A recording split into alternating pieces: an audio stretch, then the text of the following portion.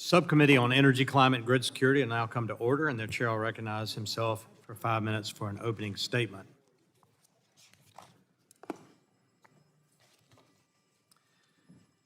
Before we do that, just want to take a minute in today's hearing and pause for the nearly 3,000 Americans who lost their lives on this tragic day 23 years ago. Our thoughts and prayers are with the survivors and families who lost their loved ones. We'll never forget their brave sacrifice. And if we could, just a brief moment of silence.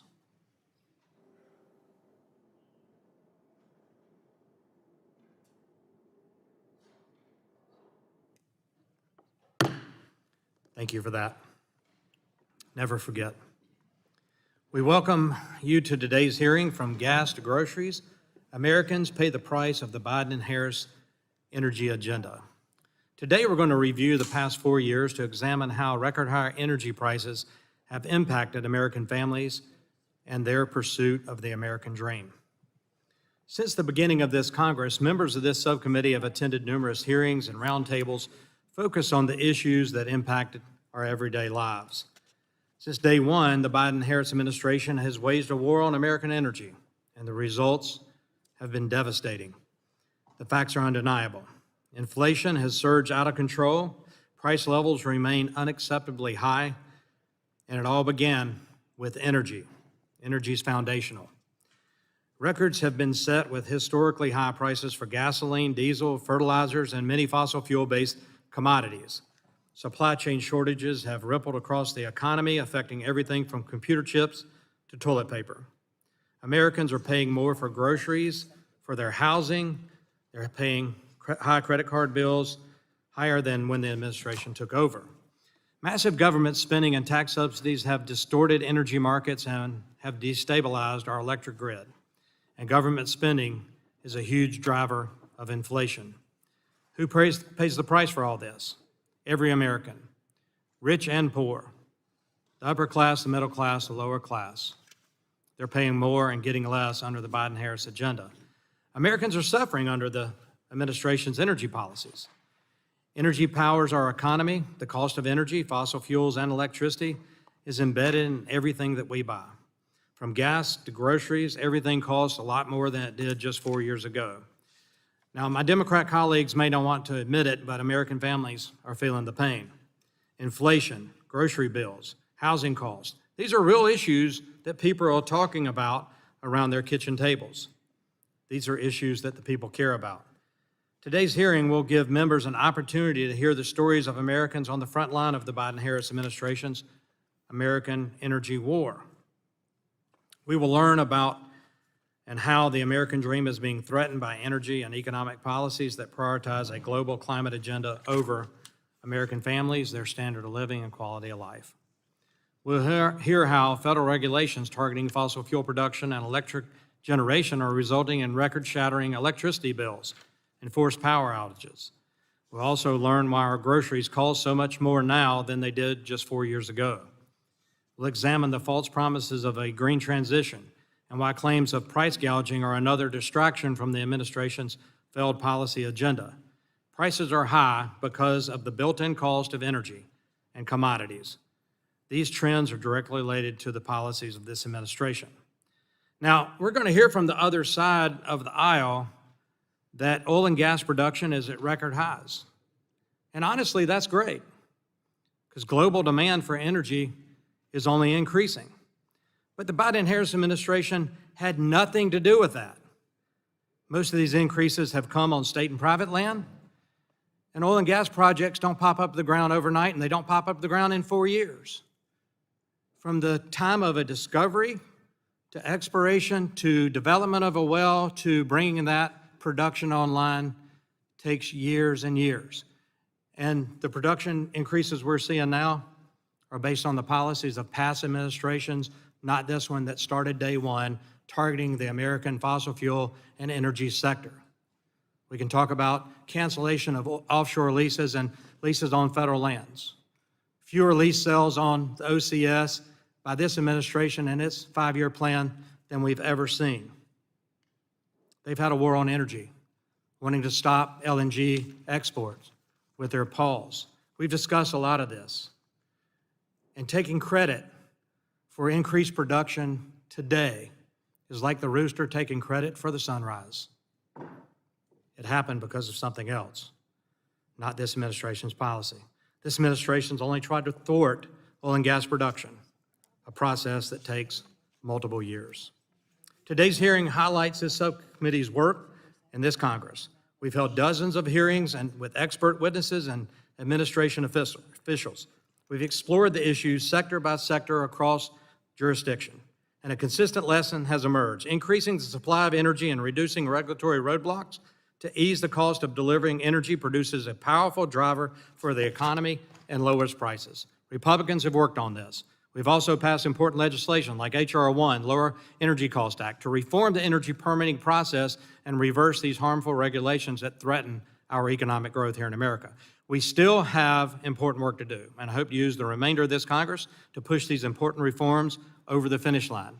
With that, I want to thank the witnesses for being here today. I'll yield back and recognize the ranking member, Ms. DeGette, for 5 minutes. Mr. Chairman, I was just fascinated to hear your opening statement, because for this whole Congress, we've been hearing you and your colleagues talking about how oil prices and production are so high in this country.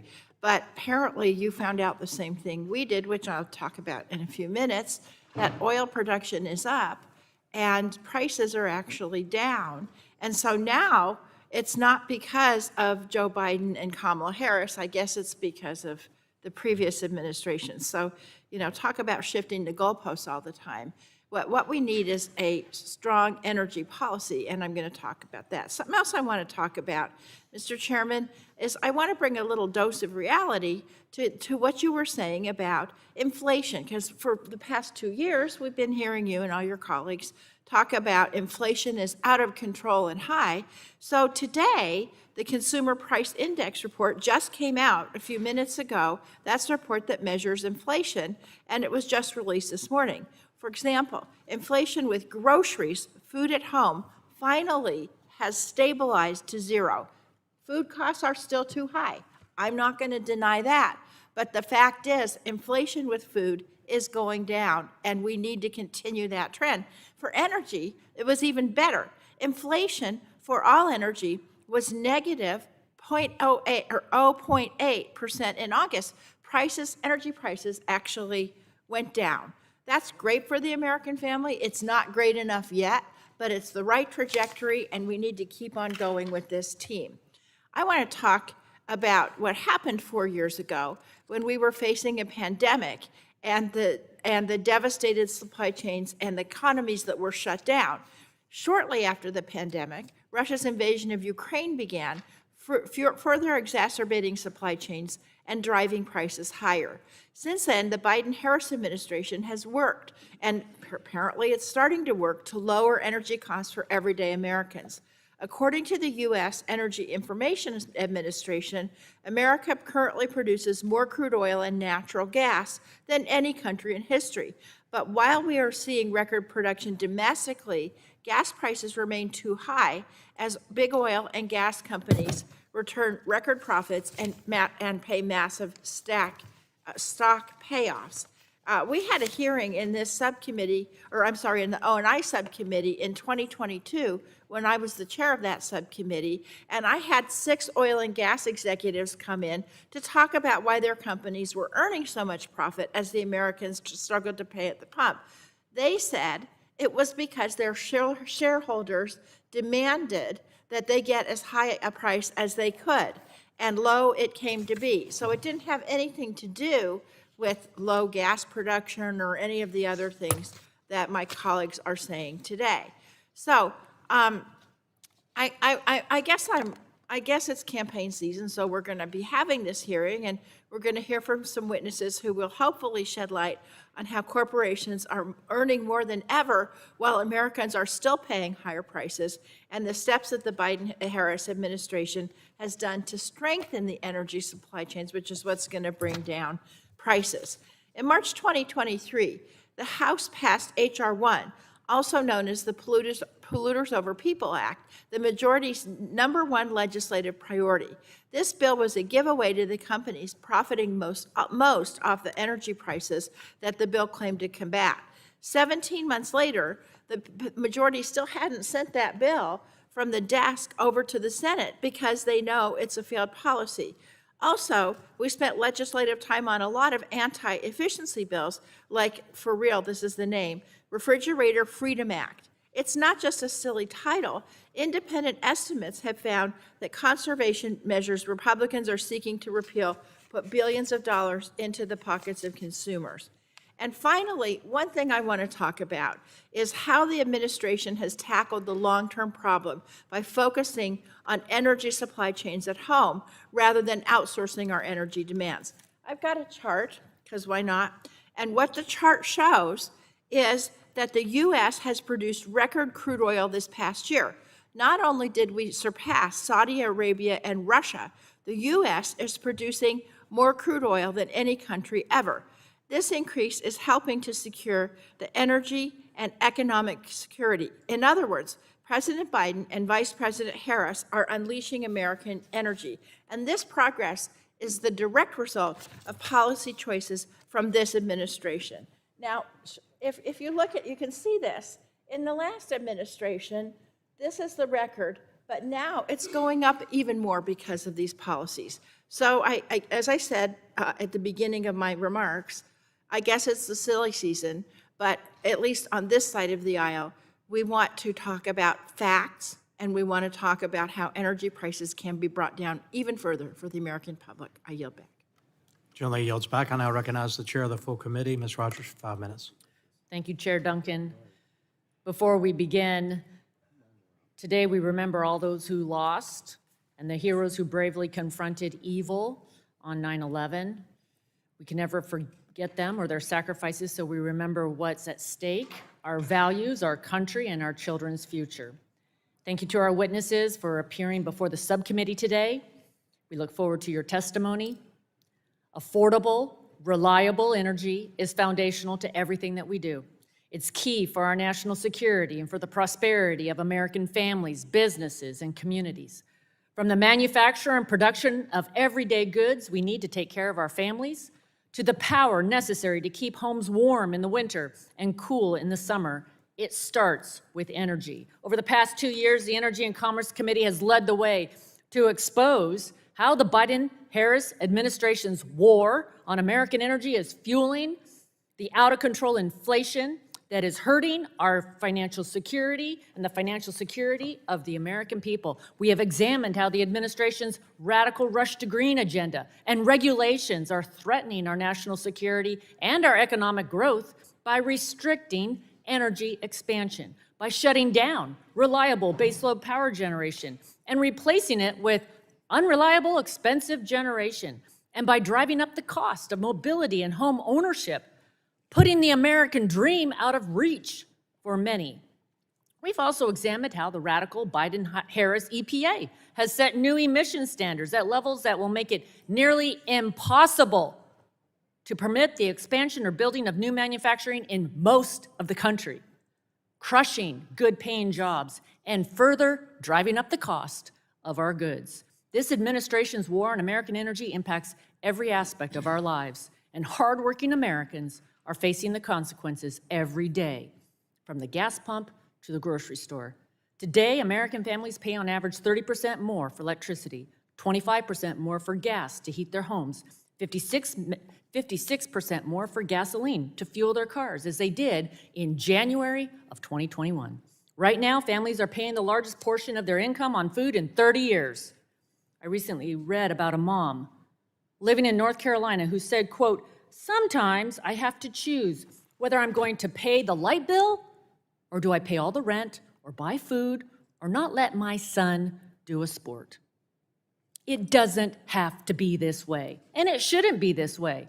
In my home state of Washington, the average family is paying over $1,000 more per month, $1,066 in fact, on average, than they did in January 2021 for the same goods and services, and that's according to the Joint Economic Committee.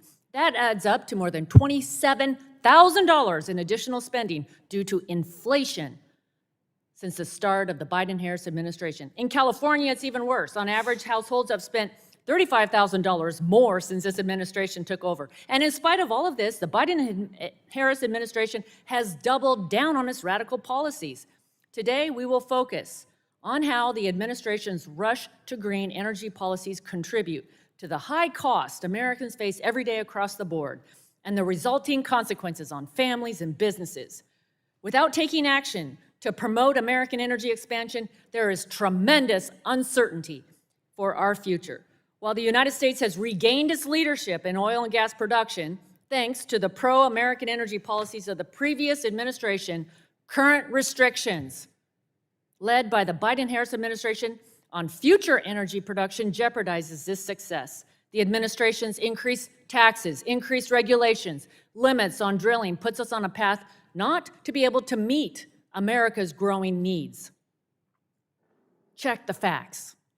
There's an important choice we need to make moving forward. We can continue down the path of energy restrictions, reduced reliability, and unaffordable costs, or we can choose the path of energy dominance, security, and economic prosperity. I believe the choice is obvious.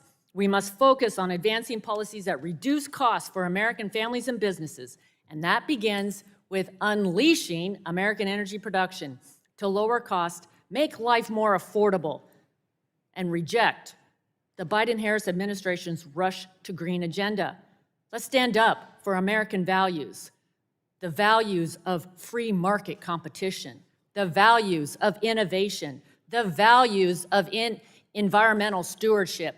Those are our values, and that's how we win the future. I yield back. Gentleman yields back. I now recognize the ranking member of the full committee, the gentleman from New Jersey, Mr. Malone, for 5 minutes. Thank you, Mr. Chairman. Today's hearing is missing the point. If committee Republicans were really concerned about energy prices, they would have immediately scheduled a hearing into the Federal Trade Commission's allegations that a former big oil CEO had colluded with OPEC to limit crude oil production and increase prices on hardworking families. This is a massive scandal, and it alarms me so much that I opened an investigation as soon as I heard the news. Unfortunately, committee Republicans have done nothing about this. In May, I requested that Chair Rogers hold a hearing on these allegations, and it's been over 3 months now, and no action from the Republican majority. So yesterday, I wrote the chair again, asking that the majority merely schedule a briefing with the FTC so that we can learn more about what the agency has uncovered. And I can't call for the hearing on my own. The request must come from the chair of the committee. A serious crime has allegedly been committed against the American people by which big oil colluded with our adversaries to increase prices at the pump, and committee Republicans have buried their heads in the sand. This is a perfect example of what 4 more years of Trump and Republicans' polluters over people agenda would get us. And we know exactly what 4 more years of Trump would look like because it's included in the Trump Project 2025, an extreme playbook that would consolidate power in the White House, gut checks and balances, and eliminate the independence of our federal agencies. It's an extreme agenda to take control of Americans' lives and freedoms. The energy and climate policies included in Trump's Project 2025 are extraordinarily clear. Republicans want to repeal programs that lower energy costs for Americans and instead ramp up activities that favor polluting fossil fuels and increase prices on hardworking American families. It would eliminate energy efficiency standards that save Americans money and the independence of the Federal Energy Regulatory Commission. It also calls for dramatically increasing coal burning and natural gas exports, something that is good for polluters but increases energy prices on American families. And if you look at the Republicans' actual record, you can see Trump's Project 2025 all over the place.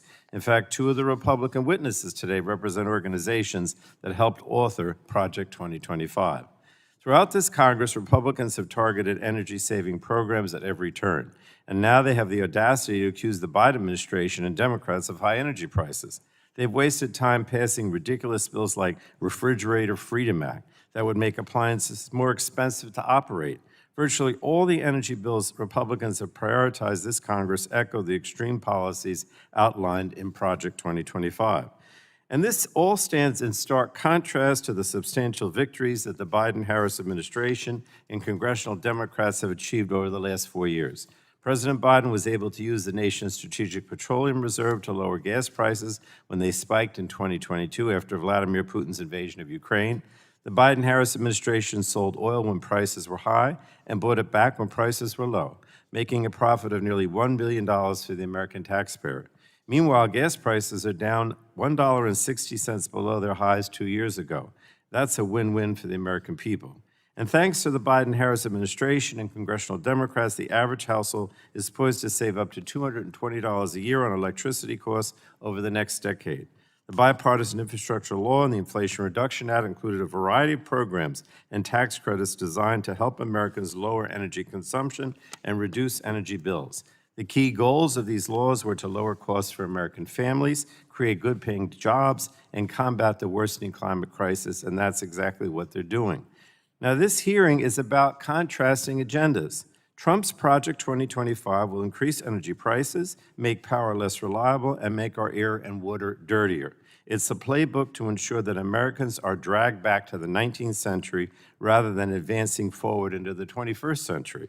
Democrats' energy priorities will ensure that every American has access to affordable, reliable, and clean energy.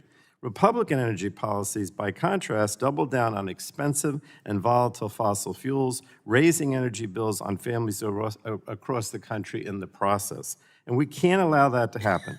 We just cannot go back. That's the bottom line. And with that, Mr. Chairman, I yield back the balance of my time. Gentleman yields back, and that'll conclude the members' opening statements. The Chair would like to remind members that pursuant to committee rules, all members' opening statements will be made part of the record. We want to thank all the witnesses for being here today and taking time to testify before this subcommittee. Each witness will be given the opportunity to give an opening statement, 5 minutes, and then we'll have a round of questioning by the members. Some lights in front of you. Green means go. Yellow means you're about to your end. When it gets to red, you need to wrap up. I don't want to raise the gavel. And so if you can adhere to that, we can try to move on time. But again, thank you. Introduce the witnesses, Ms. Patrice Onwuka, and she's director of the Center for Economic Opportunity with the Independent Women's Forum. Ms. Linda Pryor, she's a farm manager of Hilltop Farm from Hendersonville, North Carolina. Some of the best apples in the world are grown in Hendersonville. Thanks for being here. She's on behalf of the American Farm Bureau Federation. Senior Vice President Trevor Higgins, Senior Vice President for Energy and Environment at the Center for American Progress, and Mr. Travis Fisher, Director of Energy and Environmental Policy Studies at the Cato Institute. So we appreciate you all for being here, and I'll now recognize Ms. Onwuka for 5 minutes for an opening statement. Thank you. Excuse me. Thank you, Chair Duncan and Chair Rogers, who just left. Thank you, Ranking Members Pallone and DeGette, and the committee for having me to testify today. My name is Patrice Onwuka, and I'm the Director of the Center for Economic Opportunity at Independent Women's Forum. We're a nonprofit organization that is committed to increasing the number of women who value free markets and personal liberty. Many households are straining under the weight of high prices and rising costs for energy that cut down their disposable income and force some to make some disheartening choices. This hearing offers a timely opportunity to explore the impacts of the Biden-Harris energy agenda on American households. Now, we know inflation rates are down from June 2021 highs. However, overall prices are up 19.4% over the past 3.5 years of the Biden-Harris administration. Home heating oil is up 36%, electricity is up 32%, and natural gas up 25%. And these prices started to rise in early 2021. Americans spend on average of $429 per month, or about $5,100 per year on utilities. But this is just part of the story. Housing costs have accelerated and are the biggest drivers of inflation right now. The monthly costs for a median priced home are at the highest in more than 30 years. We know the Federal Reserve is fighting inflation by raising its benchmark federal funds rate to a 22-year high, but that makes credit cards and mortgages all cost more each month. So American households are in a more tenuous financial position now than they were before inflation took off in early 2021. Average households have lost roughly $2,000 of purchasing power. Personal savings have fallen by nearly $3 trillion, and collective credit card balances are at an all-time high. Interestingly, though, and dishearteningly, some demographics are uniquely more negatively impacted by high energy costs than others. Poor and working-class families spend proportionately more of their incomes on essential items such as food and energy than higher-income households. Yet these households are least likely to meet their basic heating, cooling, and energy needs. 44% of households living near or below the federal poverty line experience these challenges. They contend with heating and electrical problems, utility service interruptions, inadequate insulation, and this diminishes their quality of life, placing them in unhealthy and sometimes dangerous situations. Lower-income Black households experience the highest rates of energy challenges compared to Hispanic, white, and Asian households. Regionally, we also see low-income people in Southeast states also disproportionately likely to face energy hardships. And unfortunately, lower-income families in America face a heat or eat dilemma, this existential choice between paying utilities or buying food, medicine, and shelter. When we look at the shares of Black and Hispanic households who have reduced food and medicine in order to pay their energy bills, we're seeing those rates 2.5 to 3 times higher than white counterparts. So how did we get to a place where a working mom is choosing between energy bills and food or rent, as the ranking Chair Rogers mentioned? Well, inflation and high prices are the consequences of unsustainable federal spending and burdensome regulations on energy. Economists on the left and the right agree that the $1.9 trillion American Rescue Plan fueled inflation by injecting the economy with stimulus funding to spur spending when supply could not keep up. The Biden-Harris climate agenda has focused on undermining domestic energy production, causing energy costs to rise. Everything grown, manufactured, produced, packaged, and transported depends on energy. And as energy prices rise, consumers are paying more. We've seen the administration cancel pipelines, take hundreds of thousands of acres offline for drilling, institute restrictive new environmental standards that raise the cost of drilling. And interestingly, there's this new carbon-reducing regulatory agenda that forces households to switch to costly appliances. Americans are paying 34% now more for appliances compared to 15 years ago. But by targeting 15 consumer appliances, everything from stoves to refrigerators, air conditioners, ceiling fans, dishwashers, Americans are left with fewer options, and the upfront cost of installing these new appliances would be cost prohibitive to too many households who would forego any purported energy savings. Really, how can policymakers demand that an average household pay an additional $9,000 to retrofit their home with these alternative appliances when they're barely treading water and are choosing between food and heating their home? We need to restore the American middle class to prosperity, bring prices down, and that starts with economic growth that leads to sustained real wage growth, not just nominal, and also policy reforms that rein in fiscal spending and burdensome regulations, especially on energy. Thank you. Thank you for your testimony. I now recognize Ms. Pryor, whose farm area is right above my district, just across the North Carolina line. So, Ms. Pryor, you're recognized for 5 minutes. Chairman Duncan, Rogers, Ranking Members DeGette and Pallone, members of the committee, thank you for having me. My name is Linda Pryor. I'm a third-generation farmer in western North Carolina. We primarily grow apples and corn, along with hay and beef cattle. In addition to being a farmer, I'm a wife, mother, and the primary grocery shopper for my family. As the USDA numbers released last week show, this will be the second consecutive year of negative growth for farmers and ranchers. The agricultural sector is facing unprecedented challenges due to rising costs to operate, particularly increased petroleum prices. These costs impact more than what we pay at the gas pump. They also increase the cost of crop inputs like seed and fertilizer, farm machinery parts, produce packaging, and other essentials. Farmers are experiencing financial hits from both ends of the production process. Our input costs are significantly higher than they were just a couple of years ago. Even when adjusting for inflation, farm expenses are up 9.5% going back to 2019. But the price that our buyers are willing to pay for the food that we grow has not kept pace with our production cost increases. One of the primary drivers of the increased cost is energy. Expensive energy makes everything else consumers want and need more expensive. We need affordable and reliable long-term energy solutions for farmers to ensure that grocery shelves remain stocked with affordable options for American families. The cost to run my family's farm has surged over the last few years.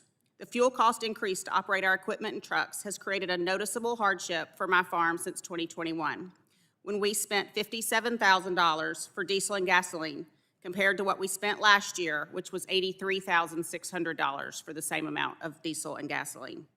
Fuel prices have increased nationally by close to 30% since 2021, while the sale price for my corn and apples has actually decreased since 2021. This disparity threatens the economic sustainability of American farms. According to USDA, 70% of agricultural products are dependent on trucking, but on my farm, 100% are dependent on trucking, both to receive the materials that we need to operate and to move our crops off the farm. Trucking fresh produce requires dependable, on-demand energy to operate. Once apples are harvested, they must be moved quickly to avoid deterioration, and the apples that I grow go to multiple outlets. The over 5 million pounds of apples that we grow travel an average of 775 miles to their first destination. During harvest season, we operate up to 3 tractor trailers ourselves and truck the 150,000 bushels of corn that we grow. Those trucks will leave our farm around 5 a.m., travel 208 miles round trip to the mill in Newberry, South Carolina, then return to move the corn out of the field as it is harvested, transport it to our bins for storage, and reload for the next morning to do it all again.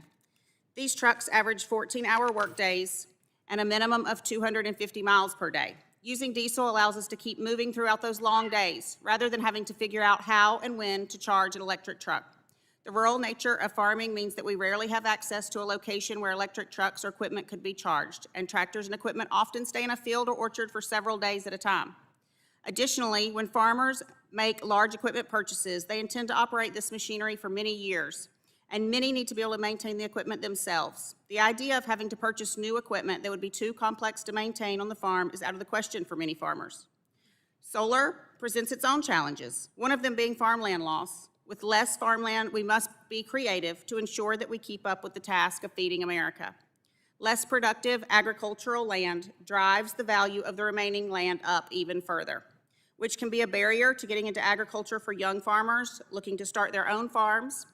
And the increased value also impacts farms that are competing for leased land. Addressing trade imbalances by supporting domestic production and processing could help American farmers compete with less expensive imports. Policies that incentivize the consumption of domestically grown and processed products would strengthen local economies, decrease the overall impact on the environment, and reduce reliance on the energy-intensive imports that I compete against from Chile, Turkey, and China.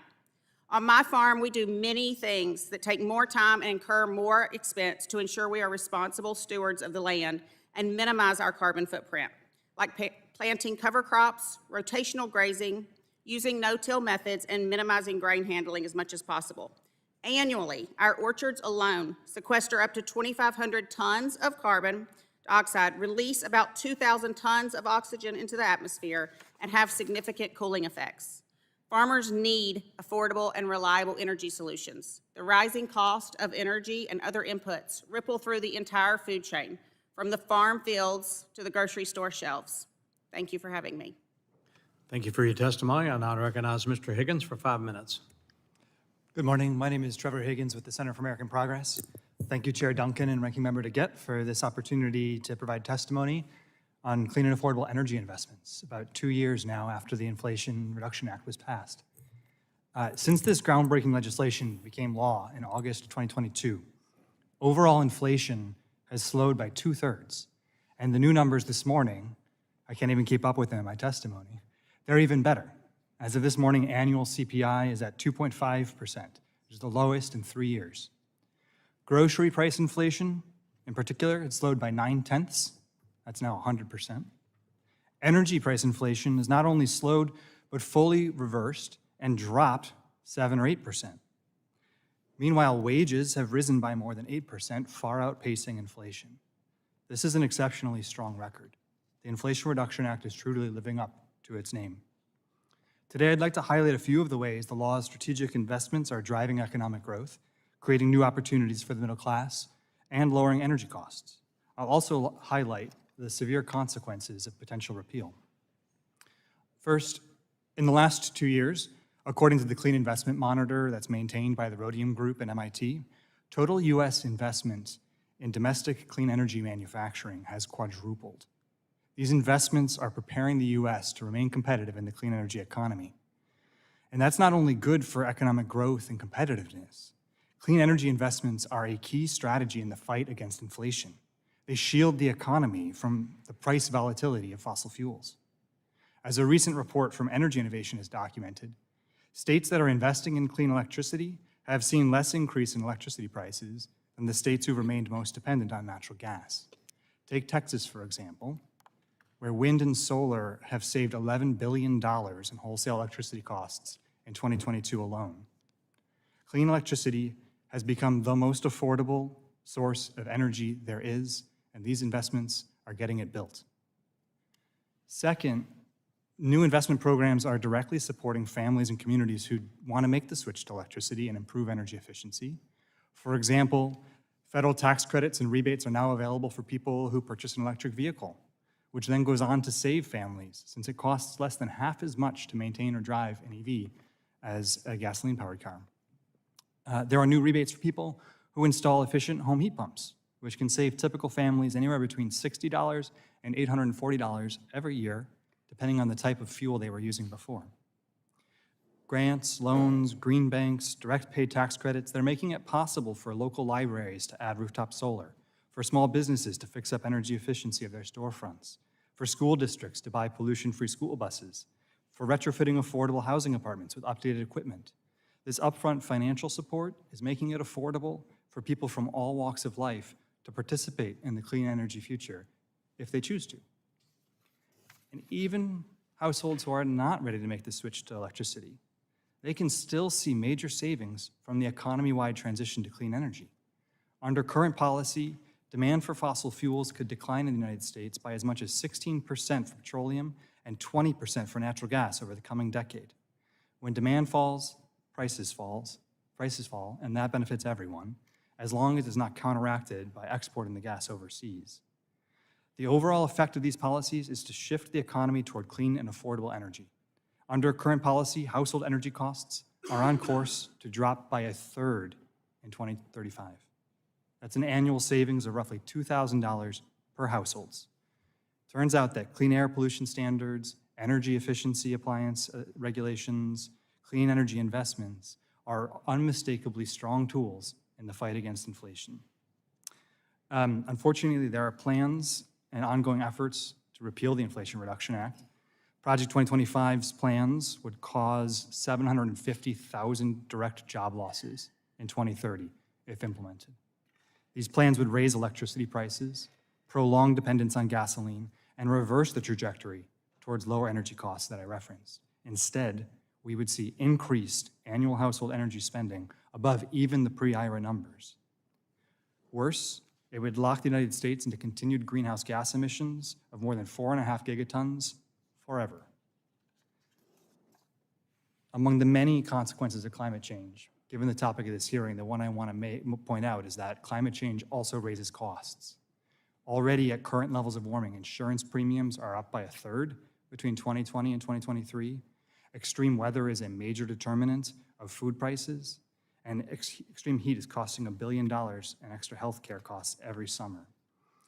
I'm grateful to the members of the 117th Congress whose leadership in enacting the Inflation Reduction Act has so successfully channeled our country's limitless industry into raising wages, lowering prices, and fighting climate change. Thank you. Thank you for testimony. Gentleman yields back. I'll now recognize Mr. Fisher for 5 minutes. Good morning, Chair Duncan, Ranking Member DeGette, and distinguished members of the subcommittee. I'm Travis Fisher. I'm the Director of Energy and Environmental Policy Studies at the Cato Institute. Cato is a nonpartisan public policy research organization in Washington, D.C. that promotes individual liberty, limited government, free markets, and peace. It's an honor to speak with you today about the impact of the Biden-Harris administration's energy policies on the affordability and security of energy for American families and businesses. Unfortunately, bad energy policy has put the United States in a very weak position. American families face rising utility costs and increased strain on household budgets. American businesses, especially the energy-intensive industrial sector, face an uncertain energy future and unnecessary delays. For residential and industrial consumers alike, I am concerned about whether new energy supplies can reliably meet rising demand. And the stakes are high. We have to remember the definition of energy in physics, the ability to do work. Energy policy is too important to get wrong, yet that is precisely what I have witnessed in recent years. As I see it, there are two completely different paths forward regarding energy policy in the United States. The first, which I support, is to embrace American values and foster an energy industry that harnesses entrepreneurship and free market competition to best serve the interests of consumers. This path recognizes the fact that the majority of Americans are unwilling to sacrifice their well-being on behalf of a top-down energy transition. The second, which is the path the Biden-Harris administration has chosen, is to force a transition to politically favored technologies that consumers don't want. Taking the second path puts politics over physics, and I can't support it. Specifically, I want to highlight three major executive branch policies that lie along this path. Each one harms the reliability and affordability of energy in the United States. First is the Inflation Reduction Act, or IRA. The subsidies in the IRA for wind, solar, and batteries alone could cost American taxpayers $3 trillion by 2050. Those tax credits are not only irresponsible in light of our fiscal situation, but also distort the market signals that bring supply from more reliable energy sources. Second is the regulatory overreach coming from the Environmental Protection Agency, or EPA, including emissions regulations for vehicle tailpipes and power plants. These rules mandate technologies that Americans don't support. They also violate the major questions doctrine, meaning the EPA doesn't have clear authority from Congress to enact them. Between the IRA subsidies and the EPA rules, I would summarize the administration's power grid policy as this: green the grid and brace for blackouts. Third is the set of arbitrary decisions across many agencies to put the current administration in the role of a central planner for the oil and gas industries. The administration calls this a whole-of-government approach. As one example, earlier this year, the Department of Energy decided on a whim that it would pause approvals to export liquefied natural gas. Another example is using the Strategic Petroleum Reserve to score temporary points among voters around election time. Yet another example is the Securities and Exchange Commission attempting to become a climate regulator. As a consequence of this whole-of-government opposition to a wide range of energy resources, Americans have seen the cost of energy rise. This is a significant problem because higher energy costs are regressive and raise the cost of everything. Food, transportation, other basic goods and services require energy as an input. When energy costs rise, those increased costs show up in every part of the economy. The American people want reliable energy at low cost, and policymakers should listen. We need policies that make energy easier to produce, more affordable for American families and businesses. In living rooms across the country, access to low-cost energy can make the difference between light and darkness. It's not too late to stop the coming energy crisis because it's a crisis caused by unwise policies, and we can reform them. Energy can be a bright spot in the American economy if we let it. I urge you to choose the path that will lead to a bright future for America. Thank you. Jen yields back, and I want to thank you all for your testimony. We'll now move into the question-answer portion of the hearing, and I'll begin questioning and recognize myself for 5 minutes. From gasoline to groceries, everything's more expensive under the Biden-Harris administration. Republican members of the subcommittee have been sounding the alarm. Record high energy prices, record high housing costs, record high credit card debt. We've explored these issues in depth with individual hearings, and we're going to delve more into it today. So, Ms. Onwuka, persistent inflation and record high energy prices are hurting families and businesses, and it's placing an even heavier burden on low-income and rural households. Do you believe that the Biden-Harris administration's policies are to blame? Thank you for your question. I do. I do believe that the Biden-Harris administration, from the start of their administration, have implemented fiscal and economic policies that have certainly driven, and energy policies that have led inflation to skyrocket to what it was. Let's not forget that the American Rescue Plan Act, it passed in 2021, mid-2022, 2021, we had economic Obama administration economists like Larry Summers warning that this would touch off generation high inflation. We often hear that inflation was driven by Vladimir Putin invading Russia. That wasn't until 2022. But by mid-2021, inflation was already rising. And let's not forget that at the start of 2021, inflation was just 1.4%, well below the Federal Reserve's 2% rate, target rate. So when you're targeting economic policy, massive fiscal spending that continues, as well as the impact on energy, the policies around energy, that's going to have an impact, and I think that is continuing. Yeah. You're an economist. Is it fair to say that increased government spending is a driver of inflation? Absolutely, it tends to be, and let's not forget that when you introduce trillions of dollars of federal spending, the money has to come from somewhere, and that involves monetary policy where you're literally printing money to support this federal spending. And so I think where Americans are beginning to realize that injecting the economy with trillions of dollars of federal spending when the economy was already recovering. Jobs were already returning. Businesses, like these small businesses, were already trying to meet the demand, the supercharged demand. Inflation is the result of that. It was not the time for additional fiscal spending. We've talked a lot about basically transportation fuels, input cost, but also the premature retirement of generation around the country and a push toward certain energy sources has driven utility cost up. Isn't that fair to say? For average Absolutely. As I mentioned, the increase in utility costs for households has been, remarkable, over 50% in certain fuel costs, for example, or let's see here, 36% for heating oil, 32% for electricity, and natural gas up 25%. But altogether, the American household is not just weakened by inflation, it's also the high cost for borrowing, the high credit card bills, the high mortgage payments. All of this feeds into a weakened family financial position. Yeah, thank you for that. Ms. Pryor, American farmers have faced unprecedented challenges over the last 4 years. You were very clear in your testimony due to rising energy cost and all the cost for input costs, transportation costs, et cetera. How does it feel to hear Vice President Harris and Democrat colleagues playing the blame on farmers and grocery stores for price gouging? It's disheartening because we don't have any say over what a grocery store charges. And as I mentioned in my opening, our prices that we're paid for our crops have actually You're told decreased. what someone would pay for your apples, We are price takers, not price makers. The choice is take it or leave it, not what do you want your price to be. Yeah, that's exactly right. How do high electricity prices impact your farm?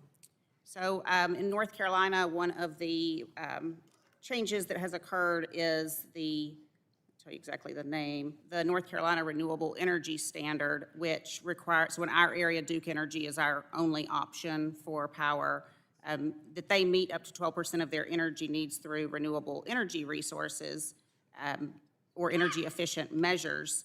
What seemed like could be beneficial once they put that in place, and I opened my power bill, there was a renewable energy rider that was to compensate for that expense that they incurred to do that. So they're not making a profit off of that, but they're passing it on to the customers. So it ends up costing the customer more for them to be able to meet that mandate. Thank you for that. Mr. Fisher, real quickly, what's driving the 800% increase in PJM's capacity prices? The short answer is supply and demand. Supply is being reduced by policies like I mentioned with the EPA shutting down significant swath of power plants. Demand's rising, and one sort of nerdy add-on to the question is that PJM finally right-sized the capacity contribution of intermittent resources. So all those changes together, we still need the power. It's growing, so prices are only going to go up. Yeah, my time's expired. I'll now recognize the ranking member to get for 5 minutes. Thank you so much. Ms. Pryor, first of all, I want to assure you that contrary to what the chairman said, the Democrats are not blaming farmers for high food prices. Now, grocery stores and chains, it's a different story, and I know my colleague, Ms. Schreier, is going to talk about that a little bit. Secondly, you really, I thought, persuasively described how your trucks have to drive long hours to take the corn to the processing plant, and that they use diesel for that. Is that right? Yes, ma'am. And I just want to know, has any government, either your local, state, or federal government, mandated that you shift to electric vehicles, yes or no? I don't know of any current mandates, no. Yeah, there's no mandates, and I'm here to tell you, even if I have the gavel next time, I am not going to make a mandate for you to shift to electric vehicles. The other thing I just want to point out is I had staff pull the prices because high fuel prices do add to the cost of groceries, and they do add to farmers' costs. So in 2022, right after the huge spike and rise of fuel by the oil and gas companies, diesel was $5.81 a gallon. A year ago, it went down to $4.54 a gallon, and today, diesel is $3.56 a gallon. And I think it should be lower, but at least we're going in the right direction. Now, Mr. Fisher, I wanted to ask you, you contributed to Project 2025, correct? That's correct. And I want you just confirm to me, since you were one of the authors of Project 2025, that 900-page proposal calls for the elimination of the Office of Energy Efficiency and Renewable Energy, the Office of State and Community and Energy Programs, and the Loan Programs Office, correct? I believe that's correct, but I also want to clarify that I contributed more to the section on FERC than Okay, DOE. but so yes or no? Does it propose eliminating those? I believe that's true. Okay. Now, we've also heard a lot about how Project 2025 seeks to consolidate power in the White House and wholly eliminate longstanding programs that don't support Republicans' fossil fuel agenda. So, Mr. Higgins, I want to ask you a couple questions. Mr. Fisher did confirm, sort of weekly, that Project 2025 calls for the elimination of EERE, SCEP, and LPO. By the way, that's on pages 379 and 369 of Project 2025, if anybody is uncertain. So I want to ask you, Mr. Higgins, about the impact which eliminating those offices and programs would have. It's really an extraordinary proposal to eliminate the very programs that are helping to make sure that we have the technologies that we need to reduce costs, to invest in the future. The loans program has supported 47,000 new jobs already. It's critical in supporting the Ford Motor Company through the 2008 crisis. It helped today to make it possible for new investments in clean steel in Ohio. It's not just LPO. EERE does the research on energy efficiency. The Office of Clean Energy Deployment is for clean manufacturing demonstration, which is also supposed to be eliminated under the Project 2025 plans. These are extraordinary proposals. And so if they did that, what effect, briefly, would the cuts have on the prices that American consumers pay? It would raise prices to take away options for clean energy alternatives. Okay. I was pleased to recently see companies like Florida Power and Light, DTE Energy, and Xcel announce millions in consumer savings thanks to the Inflation Reduction Act. So, Mr. Higgins, I want to ask you, how much money do estimates show the Biden-Harris IRA will save American families on their electricity bills? Electricity bills can be cut by up to 7% according to resources. I'm sorry, what did you say? Up to 7%. 7%. And overall, it will save households, we're on target to cut $2,000 per year over this next decade. $2,000 per year. Now, did the bipartisan infrastructure law include funding for initiatives like the Low-Income Home Energy Assistance Program, which lowers monthly energy bills for lower-income Americans and keeps homes safe during colder months? Yes, it did. There was funding for the LIHEAP program that you just mentioned, as well as weatherization assistance. And in the Inflation Reduction Act, there are new tax credits and rebates so that low-income households who want to improve their energy efficiency can actually see 100% of their costs covered as these get rolled out through the states. So, Mr. Chairman, I just want the record to reflect that even though all of my colleagues on your side of the aisle say that they're concerned about costs of utilities for consumers. Not one person on this committee, not one Republican, voted for the IRA. I yield back. Joan yields back. I now recognize Mr. Wahlberg for 5 minutes. I thank the chairman and thanks the panel for being here. And there was a reason we didn't vote for the IRA. And I'm glad I didn't. And would vote the same way again. Our constituents are struggling. Under the Biden-Harris administration's policies, energy prices have never been higher. That's a fact. Combined with record high inflation, people are having to make the choice between heating their homes, filling up their cars, or putting food on the table. Those are facts. Michigan families have been hit particularly hard. We have the highest residential price per kilowatt hour of any state in the Midwest. In fact, we have higher prices than 75% of the country. This is unsustainable, and Michiganians deserve much better than that. And that's a fact.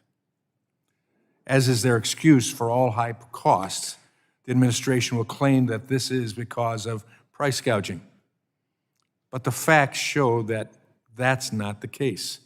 States like California take significantly more money from the cost of gas than refiners' profits do.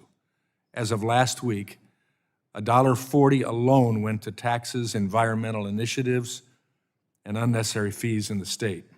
Plain and simple, unaffordable prices are the fault of the Biden-Harris administration's anti-American energy policies and their inflationary spending. Some of those policies include a forced transition to less reliable technologies. We've seen it with the EV, and yes, I'll say mandates, because if the standards are set so high that you have to go the direction, it's a mandate.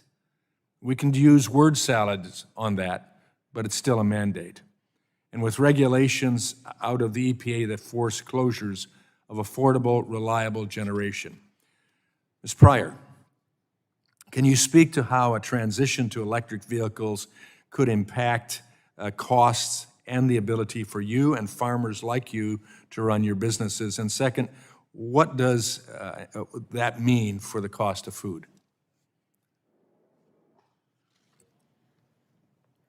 Like I tried to explain, I know it's difficult for people to imagine, those long hours and running equipment for that length of time. But with any crop, the corn that we're using the trucks for long hours or any other crop, time is of the essence, and you're competing against the weather or any other event that could happen, so you can't wait, especially if it's a perishable crop. So being able to operate for long hours and not have to stop. Once apples are loaded on a truck, they can't sit in the sun, or they can't sit in heat or even extreme cold where they could be below freezing. So to have a truck loaded and then them be hauling them from North Carolina to Michigan, where a lot of ours go, to processing, that's a long trip. And if they had to stop in either extreme heat or cold to charge, it would be detrimental to the fruit that they're hauling. Yeah, I mean, the haylage that's going past my house right now and silage, they can't wait. The trucks that just fly past my house and they're coming back, ready for the tractor, ready for the unloading. And that's what, so with corn, you have your combine bin is full, or your grain cart is full, you're stopped until you can offload onto that truck. And for our farm, and I know a lot of other fellow farmers, we don't have the option of, well, we'll just have multiple trucks, so if one's charging, we'll run our other one. That's a huge expense. We have exactly the amount that we need, so we don't have a spare to be charging. You are a just-in-time industry, that's for sure. Mr. Fisher, in your testimony, you discuss how the IRA isn't the boon to reliable American energy that it's sold as, but it actually threatens the power grid due to its reliance on subsidies and intermittent renewables. Can you unpack that for me and our committee a little bit further? Yeah, so the Inflation Reduction Act is a series of subsidies. It was, the thought experiment is you take something like the Green New Deal and squeeze it through a budget package. It's just subsidies. And what subsidies for intermittent resources do is they distort price signals. So in the US, power plants have to make money. If you're a coal-fired power plant, a gas-fired power plant, you need the market signal to produce and to stay online. What the subsidies do is not only force more of the intermittent resources than would show up otherwise, but also cuts into that revenue. So then what you see is those plants start closing, prices start going up, or you see even the reaction to that is basically you have to subsidize the reliable plants too. So it's a subsidy game that just it snowballs. Never ends. My time has expired. I yield back, Mr. Chairman. The gentleman yields. The chair now recognizes the ranking member of the full committee, the gentleman from New Jersey, Mr. Pallone. Thank you, Mr. Chairman. I want to ask a question about some of the proposals in Trump's Project 2025. The chapter on the Department of Energy is a Republican wish list of closed offices and shuttered programs, and you really don't see anything that would help reduce energy prices for Americans or combat the climate crisis. So we know that these extreme cuts will drive up costs for Americans, but I want to get into some of the details here. Trump's Project 2025 specifically calls for the elimination of energy efficiency standards for appliances. And as we know, this has been a major priority for Republicans this year, so I'm not surprised to see it spelled out in Project 2025. But let me ask Mr. Higgins, can you please elaborate on how the elimination of efficiency standards for appliances will actually increase energy costs for consumers? Yes, thank you for the question. The Department of Energy has recently finalized standards for air conditioners, heat pumps, dishwashers, refrigerators. And when you add those together, the cost savings for households and businesses is roughly $1.9 billion per year. If we got rid of the tools that raise the standards on appliance manufacturers, we would wind up with more costly appliances that consumers would be forced to accept. Well, thank you. I mean, essentially, Republicans claim to care about energy costs, but they're opposed to anything that actually reduces energy bills. So let me go to a second question I alluded to earlier in my opening. I want to talk about the collusion allegations that the FTC has presented against Scott Sheffield, the former CEO of America's largest independent oil producer. So, Mr. Higgins, could you talk about the pocketbook impact to Americans if oil companies were colluding with OPEC to keep crude oil and gasoline prices high? This is an extraordinary story to learn that there were explicit messages talking about the desire to keep prices high. This was at a time when Russia had just invaded Ukraine. And in just 2 weeks' time, the price of a gallon of gasoline in the United States jumped 50 cents. That was extraordinary. And it's because although the crisis in Europe didn't raise domestic production costs, it did raise global price of oil. And that meant oil companies in the United States could profit off of the difference. And the people who paid the bill were American consumers. So in that time period, that 1 year, the global fossil fuel industry earned record profits of over $400 billion. And here in the United States, oil companies were not using that money to reinvest in production, to boost supplies. In fact, the allegations that the FTC is looking into look at the statements they were making at the time about how they didn't want to be raising production because they were enjoying those prices. And instead, they took those profits and they poured them back into stock buybacks and dividends, more than $46 billion between 2021 and 2022, those 4 quarters. This is just an extraordinary opportunity for the oil and gas industry to profit off of fossil fuel price instability at the expense of the American consumers. And if we can finish the transition to clean energy, we don't have to be susceptible to that price volatility anymore. Well, thank you. I have one more question, Mr. Higgins. The Biden-Harris administration has taken a number of steps to lower energy costs for American families, including programs created by the Inflation Reduction Act. Can you talk about some of the programs that are now making a difference in reducing energy costs? Yeah, so the investments in clean electricity, which is the cheapest way to produce electricity, are being built because of these investments. That's driving down the average cost of electricity generation and helping to combat the price increases we would see due to all of the new load that's coming onto the system. At the same time, these programs are making it more affordable for households to be able to make the switch if they choose to. So that includes the new home energy rebates programs, which are just now being rolled out through the states. And they provide up to 100% of the costs for low-income households to switch to heat pumps, which can have a savings of up to $860 per year because it's so much more efficient than old electric resistance heaters or even natural gas furnaces. That's just one of the many programs here that's making it possible for people to participate in the clean energy economy. Well, I appreciate that. Again, Republicans say they're supporting lowering costs for American families, but they voted more than 50 times to repeal parts of the Inflation Reduction Act that are actually lowering energy costs. So Democrats are going to continue to fight these Republican efforts and will instead look to build upon the action that we took with the Inflation Reduction Act. But thank you, Mr. Chairman. I yield back. The gentleman yields. The chair now recognizes the full committee chairwoman, the gentlelady from Washington, a champion for truth, Ms. Rogers. There we go. Thank you, Mr. Chairman. And the truth is, energy costs are increased across the board, directly driving inflation. Ms. Onwuka, I wanted to start with you. The ability of families to feel secure in their finances is so important to all of us and many Americans across the country. It's a sense of stability.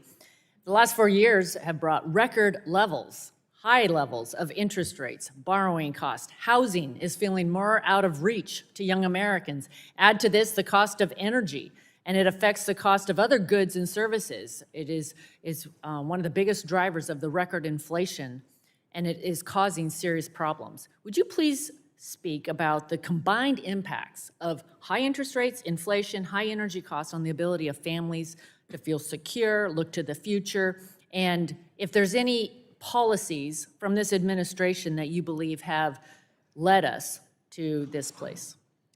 Thank you, Chair Rogers. You know, I began my remarks earlier just painting a picture of where the financial household situation for a lot of families are right now, and it's in a tenuous financial position.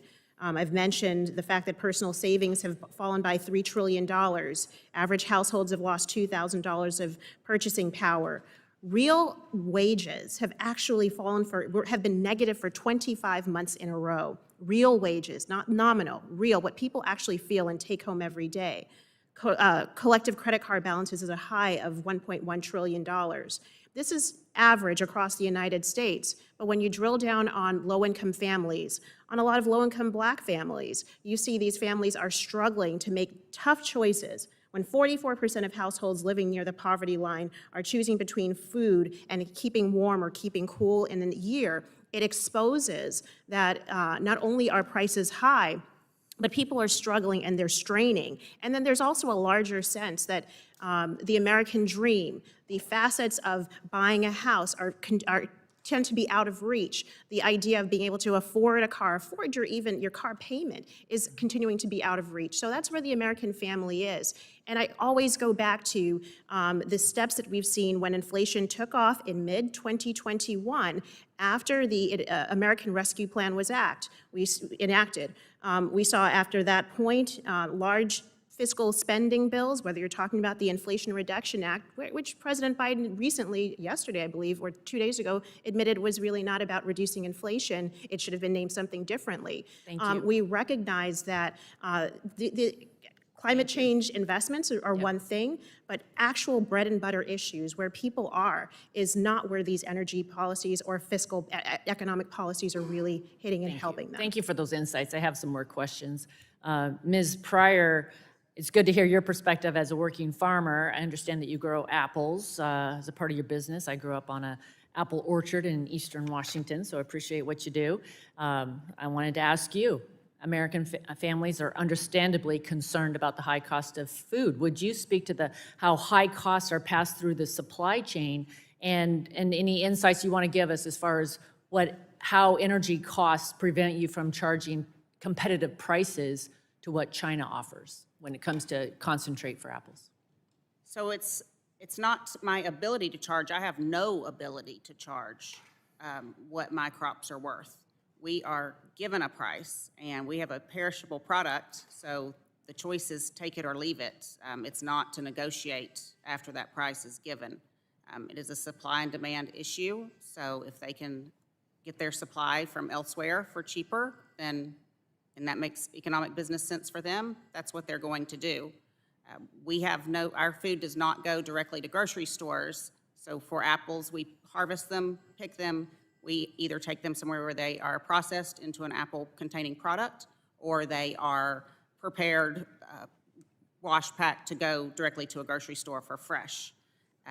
There is a lot of concentrate coming in from other countries. We do grow a lot of processing apples, mainly puree, and it's a problem that I see, you know, that's our competition. I'm not competing with Washington farmers, I'm competing with other farmers in other countries. How does that impact food supply?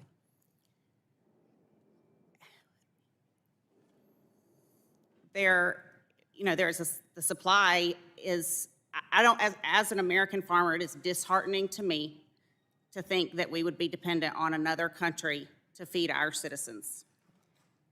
I want our citizens to be eating food that I'm growing. I'm very proud of what I do. And I know from, we had supply chain issues in 2020. We don't want to be dependent on another nation to feed us. We want to feed ourselves. Thank you. Thank you. Thank you all for being here. I have more questions, especially about why Washington State is paying among the highest grocery bills in the nation, but I'll have to follow up in writing. Yield back. Gentlelady yields. The chair now recognizes the esteemed gentleman from California, Mr. Peters. Thank you, Mr. Chairman. The Biden-Harris administration, through the IRA and the IIJA, has leveraged over $600 billion in private investment in American energy and manufacturing. It's the largest investment in climate action in the history of the world. We're here to talk today in part about the costs and benefits of these strong investments in America. But I also want to spend my time talking about the costs of inaction. Recent studies have found that the global costs of climate change stemming from extreme weather, increasing natural disasters, and other effects of a warming planet could reach $3.1 trillion a year by 2050.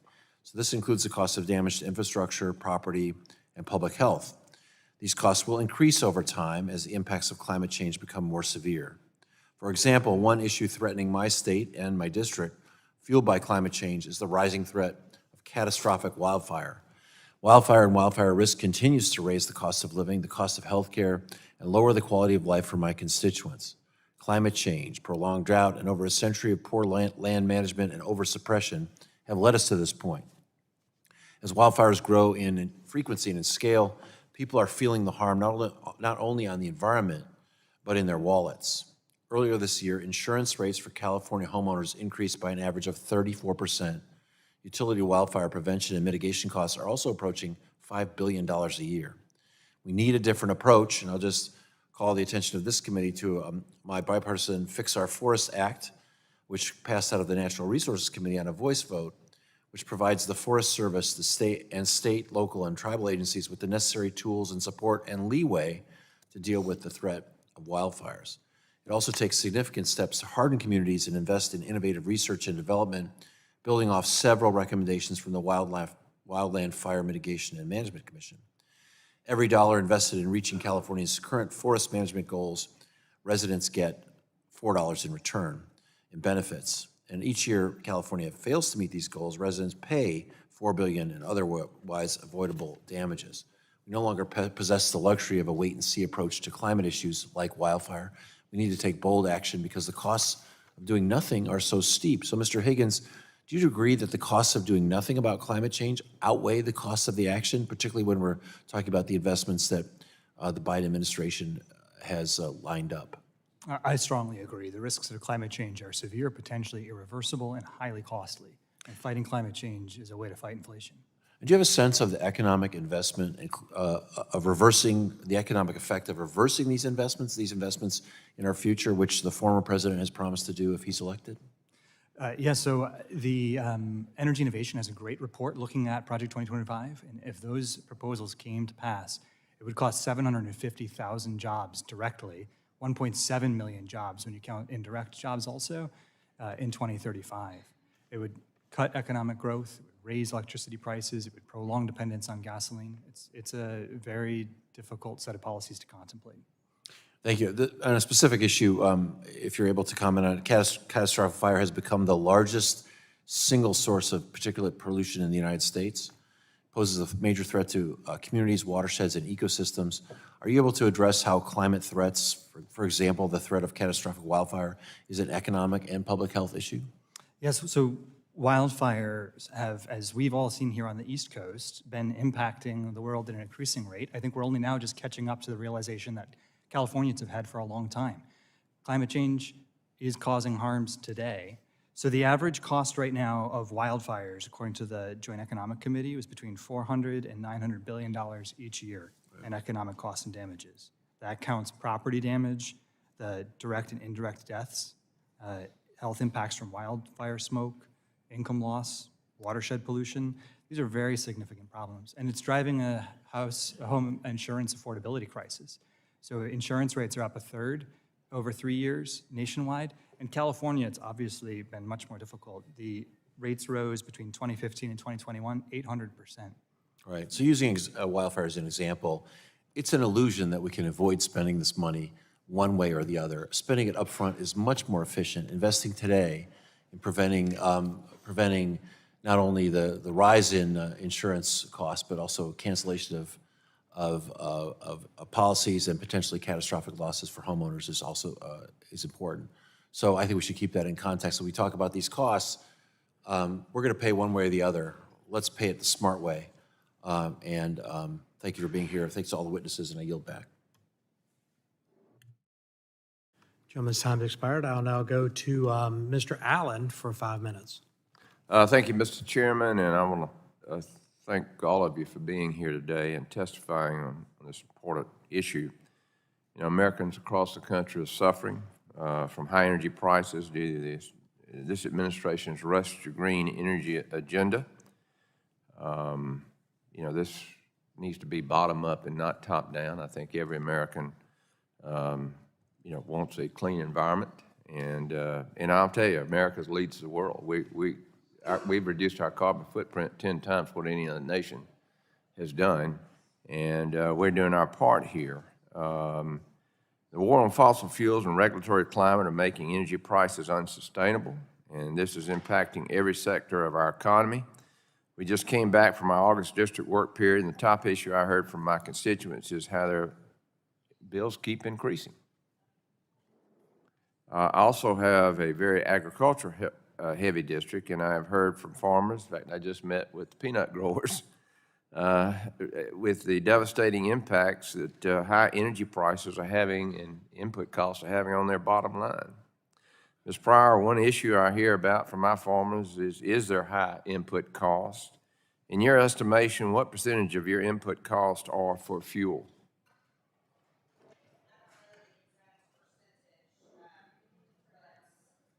Yeah. I don't know the exact percentage, but I could definitely get back with you on that as soon as I'm home this evening. Right. But the increase, you know, for a very comparable amount of fuel was from 57,000 to 83,600 in just from 21 to 23. Right, so it's significant. And that's not something that we don't get to add a fuel surcharge or something to compensate for that. Right. And so you're saying that you're dependent on the market, but then input costs are rising drastically. Correct. So what do you do in the meantime? Absorb it as long as you can, and then when's the breaking point? I don't know. Diversification, we try hard to look at every possible option. That's why we grow more than one type of crop, to try to make ourselves as strong as possible so that we can ride out times. But we've had consecutive years now, and the projection this year will be the same. So this will be our second year in a row to not have a profit. And We are at the breaking point. And we can talk all we want to do about climate. When people start going hungry, we're going to hear about it, folks. I'm going to tell you that. We're at that breaking point. I've been in the district, I've listened, and I'm going to tell you, a lot of these folks, they're not going to get the loans to plant next year. And we're messing around up here with this, a national security issue? You have to be kidding me. farmers don't go out of business due to lack of hard work. They go out of business due to lack of cash flow.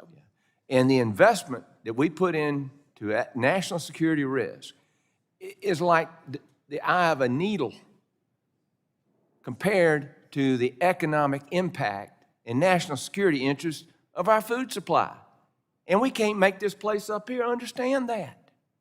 It absolutely, oh no, we got to worry about, let me tell you how to deal with wildfires. We do it down south. We manage our forests. Our private forest owners manage our forests. It's the public lands where we can't manage. Y'all, we were created to adapt. And we're just allowing these things to happen. It's because people have lost all common sense in how to deal with these issues. It is amazing to me. Is it Onwuka? Yes. Did I get that right? Before Congress, I was a small business owner, and I know firsthand how these regulations and prices impact businesses. As you noted in your testimony, energy is a top business expense for 35% of small businesses. From your experience, how is the rising cost of energy impacting operations at small businesses? Well, thank you for your question, sir. When you look at what businesses are spending right now, it costs small businesses to heat their buildings, run their equipment, ship their products. They're also facing increases in prices from their suppliers. So they're forced, unfortunately, to pass these higher costs on to customers. Interestingly, the National Federation of Independent Businesses, NFIB, found that energy costs are one of the top 3 business expenses and concerns for small businesses right now. So, they're struggling. As much as households are struggling, small businesses are struggling. And if they can't make ends meet because of energy costs, they too face that existential threat. And Ms. Pryor, fertilizer, is just another thing. I've got a few additional questions, Mr. Chairman, but I'm out of time and I yield back. Gentleman yields back. I now go to Ms. Matsui for 5 minutes. Thank you very much, Mr. Chairman. I want to thank the witnesses for joining us here today. For many families, including many of my constituents in Sacramento, energy bills are a serious financial burden, and I'm committed to reducing that burden. But I want to highlight the misinformation that lies at the heart of this hearing. Clean energy is not the reason for high gas prices. In fact, clean energy is critical to making energy affordability for consumers in the long term.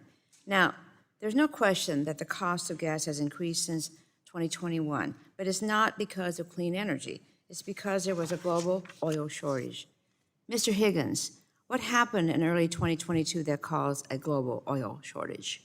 The biggest factor was Russia's invasion of Ukraine. Okay. Which disrupted the entire energy system globally. Absolutely. I find it odd that Republicans are blaming the Biden-Harris administration for high gas prices when Russia's invasion of Ukraine has clearly been a key factor in driving high gas prices.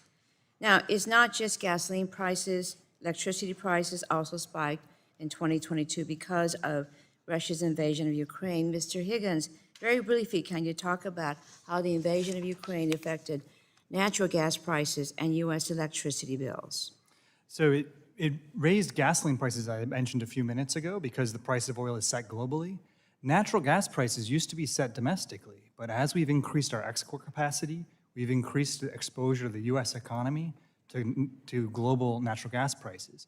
That means that this crisis hurt us. And since 40% of our electricity system is based on natural gas right now, when natural gas prices go up, it drives electricity prices up. Okay, now, states that added more wind and solar to the grid between 2010 and 2023 tend to have lower electricity bills. Mr. Higgins, when compared with natural gas, why would clean energy be associated with lower electricity bills? So the cost of installing solar and wind takes some work, which is why the Inflation Reduction Act invests in getting them built. Once they are built, they just run. They don't have an ongoing fuel cost. They are the cheapest form of electricity available. Okay. Now, as you said, clean energy is cheap, abundant, and reliable. And last Congress, Democrats passed historic legislation to make it even cheaper.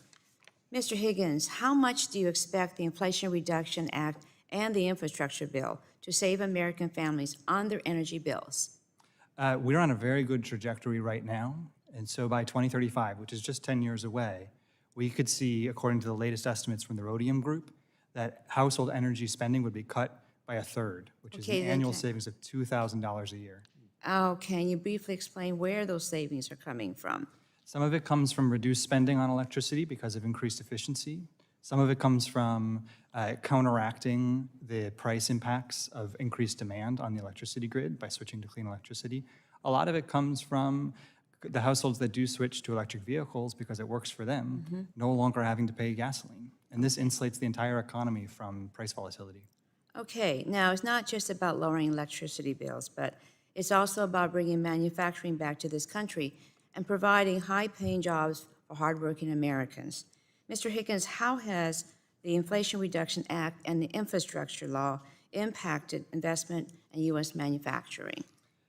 The clean energy manufacturing investment has quadrupled in the 2 years since the Inflation Reduction Act compared to the 2 years prior. That's an extraordinary new growth. It's more than tripled for battery investment. There's been $75 billion in car-related investments. So the EVs, the batteries, critical mineral processing. This is set to create and sustain 330,000 new jobs per year in the United States. That's great. Now, Republicans have made clear in their Project 2025 plan that they will fully repeal the Inflation Reduction Act and the infrastructure law and shut down these new factories. The new Redwood Materials battery plant in Charleston, South Carolina, Hyundai in Georgia, LG in Michigan and Arizona, Honda in Ohio. Workers at these plants are counting on the Inflation Reduction Act. Mr. Higgins, what would happen to these factories if the Inflation Reduction Act is repealed? I think that pulling the support that these factories were counting on as they calibrated their investments would be disastrous. And it's exactly what China is hoping for. I just visited China to press them on climate action. And the number one question that they have is whether the Inflation Reduction Act will be repealed, because they are very concerned about these manufacturing investments in the United States and are in fact challenging them in front of, challenging the EV tax incentives in particular, in front of the World Trade Organization, trying to repeal them. Thank you very much, and my time has expired. I yield back. Julie yields back. I now go to Dr. Burgess, the Chair of the Rules Committee. Chairman Burgess, you're recognized for 5 minutes. Thank you, Mr. Chairman. Mr. Fisher, not fair to do this to you, but I just wonder if you have any observations on the things that you've just heard about the Elysian fields of clean energy that we're now finding ourselves in. I appreciate the question, sir. The thing that stands out to me is I keep hearing that new clean resources are the cheapest, they're affordable, they're the best. It is interesting to me that we would have to subsidize them to the tune of $3 trillion federal dollars if they're already the cheapest, and it's confusing to me why states would have to mandate these resources. So I'm from Texas. We have our own electrical grid. May have heard about it. It's been in all the papers. So during the month of August, I come home and I watch what's happening on the ERCOT website. Texas is a leader in wind and solar. So last summer, a lot of solar energy was produced. That's a good thing. The problem is that the sun goes down. And it seems to be a predictable phenomenon. It occurs about in the summertime in Texas. It's about 8 p.m. in the time zone that I live in. People are getting home. They open their front door. They realize, oh my gosh, it's hot as hell in here. Crank up the AC. And just as they're cranking up the AC and driving electricity demand, the sun sets. And there is no energy on the grid. So several times, ERCOT on its website has put out a warning saying, hey, we're getting dangerously close to that imbalance period. You need to have the energy resources from reliable thermogenic resources like natural gas, like nuclear. And if you don't have that as part of your mix, I don't care how good you are in wind and solar. And Texas is good. They've made significant investments. They've made those with state dollars, not with federal dollars. And the other thing I'm just obligated to point out, I just came from a budget hearing. We have got a massive deficit problem in this country right now. So when we talk about a couple of $1 billion for a clean energy project, add 50% to that, because that's the carrying cost that you're going to be paying interest to the Chinese in order to do this thing that you want to do. Look, I apologize for not being here the entire time. We've got 3 different hearings in 3 different buildings, and it's a challenge, as it always is. I heard my ranking member of the full committee disparage something he calls Project 2025. But Center for American Progress also has an agenda, and it's available. No one's talking about it very much. So I go on the website of Center for American Progress, and this is not just an incidental. I mean, the domestic policy advisor in the White House is the former head of the Center for American Progress, Neera Tanden. She's put in that job because it didn't require Senate confirmation, and she got herself in hot water with some other comments that she made that she couldn't go through Senate confirmation. But what I also found in looking at things on the Google machine, nobody really knows the donors behind the Center for American Progress. So, Mr. Chairman, I would like to submit for the record, here's an article from The Nation, hardly a right-wing enterprise, the secret donors behind the Center for American Progress. So this Without is objection, so recently ordered. updated. The other thing I'd like to submit for the record, I've been on this committee for a long time. In the middle of the pandemic, because of demand destruction caused by all industry having to shut down, albeit temporarily, but it still was a big disruption on our energy producing sector, and the price of oil plummeted. It seemed to me to be logical at that point, in the middle of July of 2020, that with the price so low, this would be a very opportune time to build up our supplies in the Strategic Petroleum Reserve. Senator Cornyn and I had a bill to do just that. I also will submit for the record an op-ed, a brilliant op-ed, I might point out, written by Senator Cornyn and myself, about how the Strategic Petroleum Reserve should be replenished during this time of relatively low prices. And then we saw what happened literally 2 years later when President Biden decided there was a political emergency and he had to drain the Strategic Petroleum Reserve in order to prevent there being a bloodbath in the midterm elections. And yet, we sit here today with a big tropical storm, Francine, churning in the Gulf, and all of the Gulf production is having to be shut in, albeit for a few days. But that's the reason you have a Strategic Petroleum Reserve, because if something like that happens, then America doesn't suffer because of this natural disaster that's been visited upon us. Thank you, Mr. Chairman. I know I'm a little bit over. I apologize, and I'll yield back. Mr. Gentleman Chairman? yields back, and without Mr. objection, Chairman? so ordered. No, Yes, ma'am. Mr. Chairman, I would just point out that this article that the gentleman offers for admission to the record is dated May 22, 2013. It's 11 years old, but for whatever minimal use it might be, I will not object to its admission in the record. General Lade's correct, the date on it's correct, but we're going to submit it to the record without objection. Now I'll go to my friend, Mr. Tonko, for 5 minutes. Thank you, Mr. Chair. We should dispense with the myth that Americans' energy affordability issues started in January of 2021. For millions, energy insecurity has always been their reality.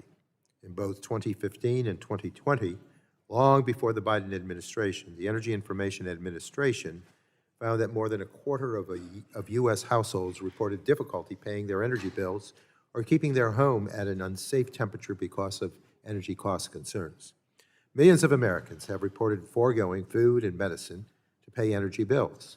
For decades, Congress has funded proven and effective programs to support low-income Americans with home energy affordability, such as LIHEAP and the Weatherization Assistance Program. Homes receiving weatherization services save on average a $372 total every year. Mr. Higgins, can you tell us about the importance of programs like the Weatherization Assistance Program and why Congress provided historic supplemental funding for it in the infrastructure law? Thank you, Representative Tonko. Yep, the Center for American Progress is transparent about our funding sources and our recommendations. We do put things on the website, so I would be happy to respond to the representative from Texas in writing since he's now gone. One of the things that we work really hard on, though, is, as you raised, trying to make sure that low-income households have an opportunity to afford energy bills and make improvements to their energy efficiency. And the Weatherization Assistance Program, the LIHEAP program, the new home energy rebates programs are key. So the Weatherization Assistance Program, for example, provides an average of $280 in annual cost savings to the households who participate and supports over 8,500 jobs for weatherization to go and help households improve. The Home Energy Rebates Program can save up to $1 billion annually in ongoing costs for American households. And LIHEAP last year provided 5 million households with heating cost assistance, which includes, that's $3 billion in heating assistance, over $500 million for cooling assistance, which is sort of a new mandate for their program, given how much worse extreme heat is becoming, and $500 million for weatherization. All right, thank you for that. Other members have brought up Project 2025 today, and that proposal also has something to say about our existing programs to support low-income families with their energy bills. Project 2025 wants to eliminate DOE's Office of State and Community Energy Programs, which includes weatherization and other, and I quote, special interest funding programs. Personally, I do not believe federal efforts to help struggling Americans is a special interest. Now, I am sure my colleagues across the aisle will say Project 2025 is not an official campaign platform. But we can look at Donald Trump's actual actions as president, where his budget requests consistently propose zeroing out these critical programs. So, Mr. Higgins, if programs like weatherization and LIHEAP are eliminated, what would be the consequences for our low-income community of Americans? Low-income households would be left exposed to extreme heat, to extreme cold. They would be unable to address, or less able to address their own energy needs. These support programs help renters, homeowners, everyone to be able to afford the energy bills they need to pay and avoid the types of terrible trade-offs between food and energy or sports practices or whatever it is that the households need to balance. These are great programs that help a lot of people. Thank you. If we really want to address persistent energy insecurity, we should be working together to strengthen proven programs that work. I have proposed the Weatherization Enhancement and Readiness Act to make modest reforms that will ensure the already available funding is spent even more effectively. I would encourage the subcommittee to consider legislation along these lines. Project 2025 has also proposed eliminating DOE's Efficiency Standards Program. Once again, we can look at House Republicans' actual actions this Congress to advance legislation that would gut this program. The Appliance Standards Awareness Project found that efficiency standards save the average household more than $500 each year on utility bills. And ironically, on the floor, we are considering bills to appear to be tough on China. But by eliminating minimum efficiency standards, we will be allowing China to dump poorly made, inefficient products into the U.S. market at the expense of American manufacturers and American consumers. Mr. Higgins, when we lower our standards, whether that be for energy efficiency or other performance or safety standards, can you explain how that race to the bottom benefits our foreign competitors like China? China actually exports a fair number of air conditioners to other parts of the world, and they have watched with concern as we've raised our standards because it has jeopardized their ability to dump inefficient air conditioners onto the developing world. That's a problem for people everywhere. When we raise our standards, it puts pressure on the whole rest of the world to do better, and that benefits not just low-income households here, but also in Africa and Southeast Asia, places where air conditioning is a matter of life and death. Well, some may claim Project 2025 is an unofficial blueprint, but whether it's eliminating weatherization or gutting efficiency standards, it's clear that Donald Trump and many Republicans in Congress have already been using this playbook. And with that, Mr. Chair, I say thank you and yield back. Gentleman yields back. I now go to the chair of the O&I Subcommittee, Mr. Griffith, 5 minutes. Thank you very much, Mr. Chairman. I greatly appreciate it. Mr. Chairman, I think we've just provided a copy of the Martinsville Bulletin article by Bill Wyatt related to electricity rate increases likely, and I would move that we have that submitted into the record if appropriate. And y'all can look at it later and get back to me on that. Without objection, so ordered. In that article, and it was based on the PJM, so eventually I will come to you, Mr. Fisher, for a question. But in that article, the Martinsville Bulletin reporter, Bill Wyatt, went through and took what the PJM's Executive Vice President, Stu Bressler, said the increase would be based on the fact that the PJM price for capacity reservation went from $28 in the most recent auction this summer to $270 per megawatt per day. And as a result of that, they took the numbers from PJM, they calculated them. I had sent out a statement, in all fairness, and they calculated that in the Martinsville-Henry County area, the average monthly bill of $206 would increase to $343. Now, it gets a little complicated for folks watching back home. I know you know this, but the reserve capacity or the capacity reservation means we're gambling on next year's cost on a particularly hot or a particularly cold day when electricity is being used a lot. And while it only accounts for about 8% of the overall cost in the bill, it does mean that rates have to go up when you jump from $28 per megawatt per day to $270 or almost $270 per megawatt per day. So the question to you is, and you can tell I'm alarmed, and I know you touched on it, what's that going to mean for constituents back home? Not just the price increase that I've already mentioned, that Mr. White went through and did the extra homework to come up with his own number of what that was going to cost his readership. But what does that mean when that price goes up? Does that mean brownouts, blackouts, or does it just mean people have to not have air conditioning or not have heat? And I would remind you that in our region, we went down a couple of Christmases ago to about 3 degrees. Go ahead, Mr. Fisher.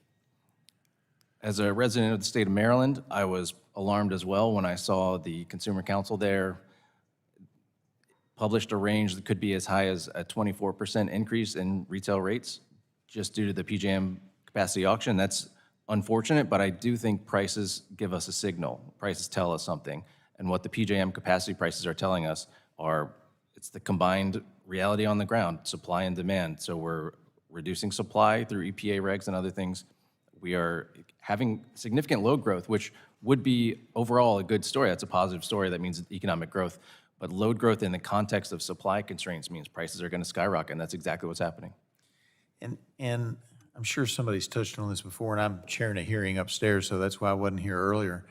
But when I was a young lawyer a number of years ago, the Appalachian footprint in Southwest Virginia was the 3rd lowest electric rates in the country, and that was because of coal and natural gas. But now we're on average with the average, and with PJM's reserve capacity auction, we're probably going to be slightly above average next year is my guess. And part of what makes these rates go up, and you tell me if I'm wrong on any of this, part of what makes these rates go up not only is the push to go away from the fossil fuels, but the fact that we have facilities that are built that are supposed to last another 20 or 30 years, and now we're having to rebuild because those don't expect that they'll be around in 10 years based on Green New Deal and other policies passed and encouraged by the Biden-Harris administration. Am I correct on that? That's exactly right. And the only thing I would add is the cheapest electricity that we have is from a power plant that's already built, that's already been in operation, especially if it has useful life going forward. It is a real shame to shut those power plants down because that is the cheapest energy we've got. And those are exactly the kind of power plants I have, and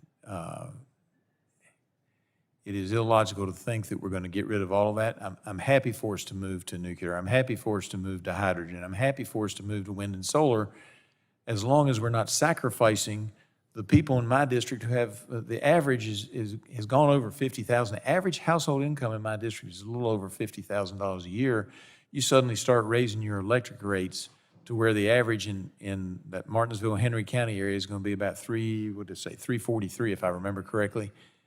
That's a real impact on these families, and it's going to mean that people are going to have to cut something out, and it means they're probably going to go cold or get excessively hot in the summer. Mr. Chairman, I appreciate the consideration of my colleagues, and I yield back. Gentleman yields back. I'll go to the gentleman from Texas, Mr. Vesey, for 5 minutes. Mr. Chairman, thank you very much, and such a great discussion that we're having today. Ms. Pryor laid out, and I thought it was really interesting for people to understand about how fuel price can have upward pressure on food prices. I thought that was really interesting. One of the other things that I hope that Ms. Pryor and others are talking about too is how labor and the shortage of labor can put upward pressure on prices. As you know, there was an opportunity for us to pass a bipartisan immigration bill this Congress, and Trump thought that the bill would help President Biden get reelected when he was still the nominee.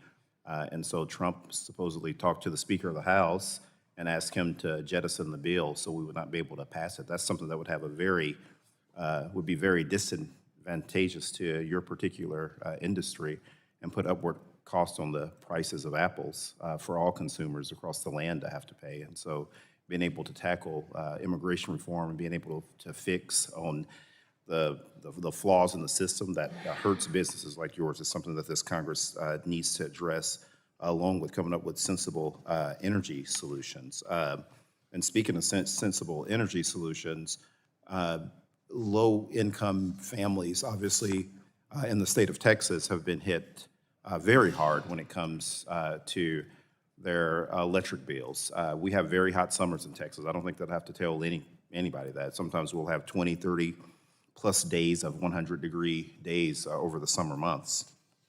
And the IRA is helping to lower bills in Texas, which I think is awesome. And we're creating a lot of jobs in the Lone Star State because of the IRA. An estimated $66.5 billion of investment in large-scale clean power generation and storage is expected to come to Texas between now and 2030. And there are so many other areas. And I know that, Mr. Higgins, in your testimony, you cited Texas, and our wind and solar industry saved about $11 billion in wholesale electricity costs in 2022. With that in mind, can you elaborate on how the IRA specifically helps low and middle income families reduce their energy bills? Because as you know, in order for these new cleaner technologies to really be successful and be embraced by the American public, not only do they have to be reliable, but they have to be affordable. So can you elaborate on that a little bit? Yes, I'm happy to. The clean energy that's adding to the system helps save money and lower electricity prices. As you mentioned, the large number, just on a daily basis, that's $20 million per day in avoided fuel costs alone. Those savings help people who are really exposed to electricity prices, which include low-income households who spend 20% of their incomes on energy bills and transportation fuel. That's triple the typical household expenditure. It's just a larger proportion of their expenses. And they often, a low-income household often is not in charge. Either they don't own the house, or if they do, they haven't had a chance to upgrade the efficiency.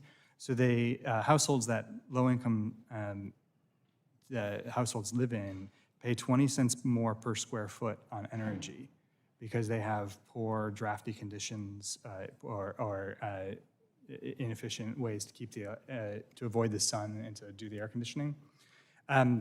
So the Inflation Reduction Act and the Bipartisan Infrastructure Law are investing in programs like LIHEAP and weatherization assistance.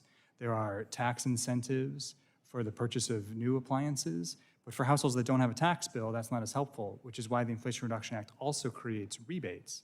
So if you're a low-income household, you can get up to 100% of the costs of upgrading your home covered by the bill. And that includes electric panel upgrades you might need, as well as the actual appliances. So I just mentioned a couple of the programs. There are many more. These are just rolling out now. The states are only starting to implement that rebate program I mentioned. So the savings we are going to see here, I think, could be really beneficial for people. Yeah, no, absolutely. And in closing here, you know, the West Texas Intermediate dropped and closed, to below $67 a barrel yesterday. I was just wondering how the clean energy infrastructure under the IRA can contribute to long-term stabilization of energy prices, not just in Texas, but across the country. Right. So as you mentioned, the crude oil prices now are half of what they were in 2022. And gasoline prices have gone down from $5 to about $3.33. So it's been a major trend. The thing is, we don't want to be left in a position to have to pay those high prices again the next time global supplies are interrupted. And the Inflation Reduction Act, as you mentioned, is helping to protect us against those by giving consumers options that will leave them less dependent on these fuels. Absolutely. Amen to lower gas prices. Thank you, Mr. Chairman. Chairman yields back. I'll now go to Mr. Latta for 5 minutes. Well, thank you, Mr. Chairman, and thanks for this very important hearing today, and thanks for our witnesses for being here. I have a very unique district. I know the members on this committee have heard me say it a lot of times, but I have 86,000 manufacturing jobs, largest in the state of Ohio. But I also have the largest farm income-producing district in the state of Ohio. Agriculture runs deep in our area, and my mom's family, they settled family farms in the 1840s, and my mom was raised on the family farm, one of 7 kids. My wife comes from a family farm up in Williams County that was settled in 1835, and the family's still on it, and they've gone through good times and bad times like everyone else has. But, one of the things that as I drive across my district and see what's going on out there, it's important because, the crops are out there right now. In another month and a half, hopefully, that we're going to start seeing the production of taking off the crops. But, Ms. Pryor, if I could ask you some questions, because again, when I read your testimony, it was very interesting and also hit home because prior to this hearing, I got a letter from a farmer in my district. And when I look at in your testimony, when you're talking about, your production costs and what's happened in the last several years, and he said, and since 2021, when we spent $57,000 for diesel and gasoline compared to 2023 when we spent $83,000. And, I'm looking at what they did, and they broke things down in this letter. But they're showing that in 2021, they had about $122,000 in fuel costs, and then they're projecting this year being at $180,000. And then their fertilizer costs are up from $580,000 to $900,000.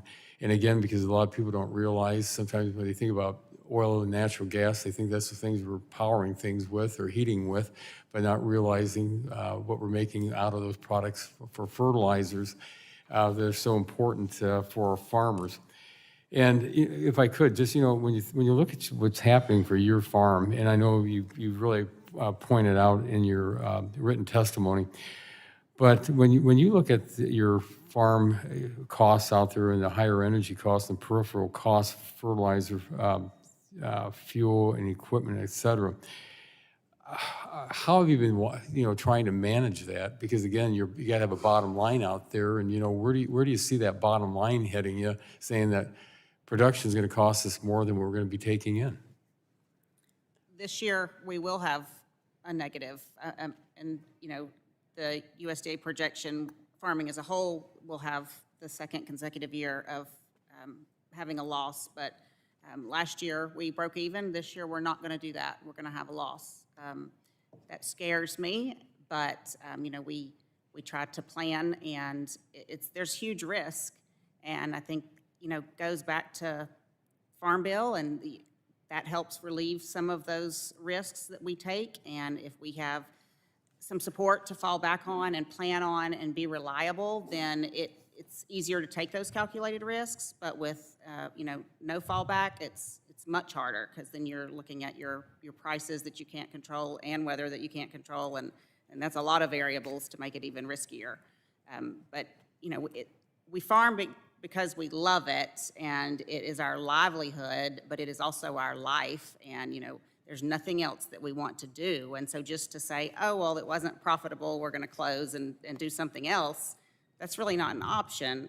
And it's not, having the equipment and the ability to grow different crops, that takes time too. So we are constantly, for us, the processing market for apples is changing, and we know that, and we're not naive to that. And so we will look at other options and other types of apples and varieties that we can grow and set, but it takes planning. You're looking at 5 years from setting to your first harvest. So it's not something that we can just change overnight and, this isn't working, we're going to switch. Let me ask this, I only got about 38 seconds left in my time remaining. How do you plan, especially on energy costs, when you see the energy costs going up? How do you plan when you budget for the year for your farming? I'm sorry, I only got about 26 seconds left. I would love to be able to budget. There is no budget, because how can there be? It's so variable, and we don't know what we're going to get paid for a crop until it's right at time to harvest it. So there's no way to, it would be great if we could have a better idea and some more security as to what things are going to cost, but there's no way, especially when you don't know what price you're going to get for your crop until it's time to harvest. Well, I appreciate the witnesses for being here, Mr. Chairman. Thanks for having today's hearing, and my time has expired, and I yield back. Gentleman yields back. Ms. Custer's recognized for 5 minutes. Thank you, Mr. Chairman, and thank you to our witnesses. I just want to start by saying on the record, the Democrats are totally in favor of passing a farm bill, and it's the Republican leadership that's holding it up. So here we are at what may be the last Energy Subcommittee hearing of this Congress, and rather than examining the many issues facing our nation and its energy system, my colleagues on the other side of the aisle are once again trying to spin a partisan message about energy prices. The majority seems more focused on partisanship than facts. So here are the facts. Under President Biden, the United States is producing more energy than ever before. In fact, the United States produces more oil and natural gas than any other country. Thanks in part to this record energy production, wholesale natural gas prices are 30% lower under President Biden than they were under President Trump. Gasoline in my district right now is $3.19. Record U.S. energy production is also helping our allies, providing energy security to our friends and reducing the influence of malevolent foreign regimes. Thanks to the work of the Biden-Harris administration and House Democrats, we've also set the stage for the United States to dominate clean energy markets. The Inflation Reduction Act is turbocharging U.S. investment in renewable energy projects, helping to drive down U.S. carbon emissions. In 2023, carbon emissions from the electric power sector declined by 7%. If we pass meaningful permitting reform to help us speed the construction of new transmission projects and the relicensing of existing hydropower facilities, both issues that Democrats on this committee are working hard to accomplish but have been thwarted by the Republican partisanship, we can continue to drive down carbon emissions and meet the Biden-Harris administration's carbon goals. The Inflation Reduction Act is also turbocharging investment in the domestic manufacturing needed to supply future clean energy projects. This domestic manufacturing means new jobs, and the Biden-Harris clean energy agenda is creating a green-collar workforce for the future. Now, let's contrast this with Project 2025, the Republican playbook for what they want to do in the energy policy space if Donald Trump were to win the White House again. Project 2025 would repeal all energy efficiency standards for appliances. These energy efficiency standards are predicted to save Americans over $1 trillion in energy costs over the next 30 years. Mr. Higgins, my first question is for you. How would actions like eliminating energy efficiency standards impact hardworking American families? The energy efficiency standards are set to save almost $2 billion a year in energy costs, and eliminating the opportunity to continue to improve efficiency standards or even rolling those back would just make it harder for people to afford their monthly budget. And to pay their bills. Thank you. Project 2025 would also undermine the independence of regulatory commissions like the Federal Energy Regulatory Commission and the Nuclear Regulatory Commission. Mr. Higgins, my second question is to you. How would curtailing the independence of these regulators hurt hardworking American families? Having a reliable regulatory system for things like nuclear power plants, I think is critical for industry and for the public to trust that future investments are safe and worth making. The same thing with the Federal Energy Regulatory System. The commission is responsible for getting transmission built, permitting pipelines even. And if we can't have a reliable regulator who plays fair and addresses the problems of today, we're going to have trouble building the new grid that we need to remain competitive globally and see economic growth. Would you venture to have an opinion as to whether Project 2025 will raise or lower energy prices for hardworking American families?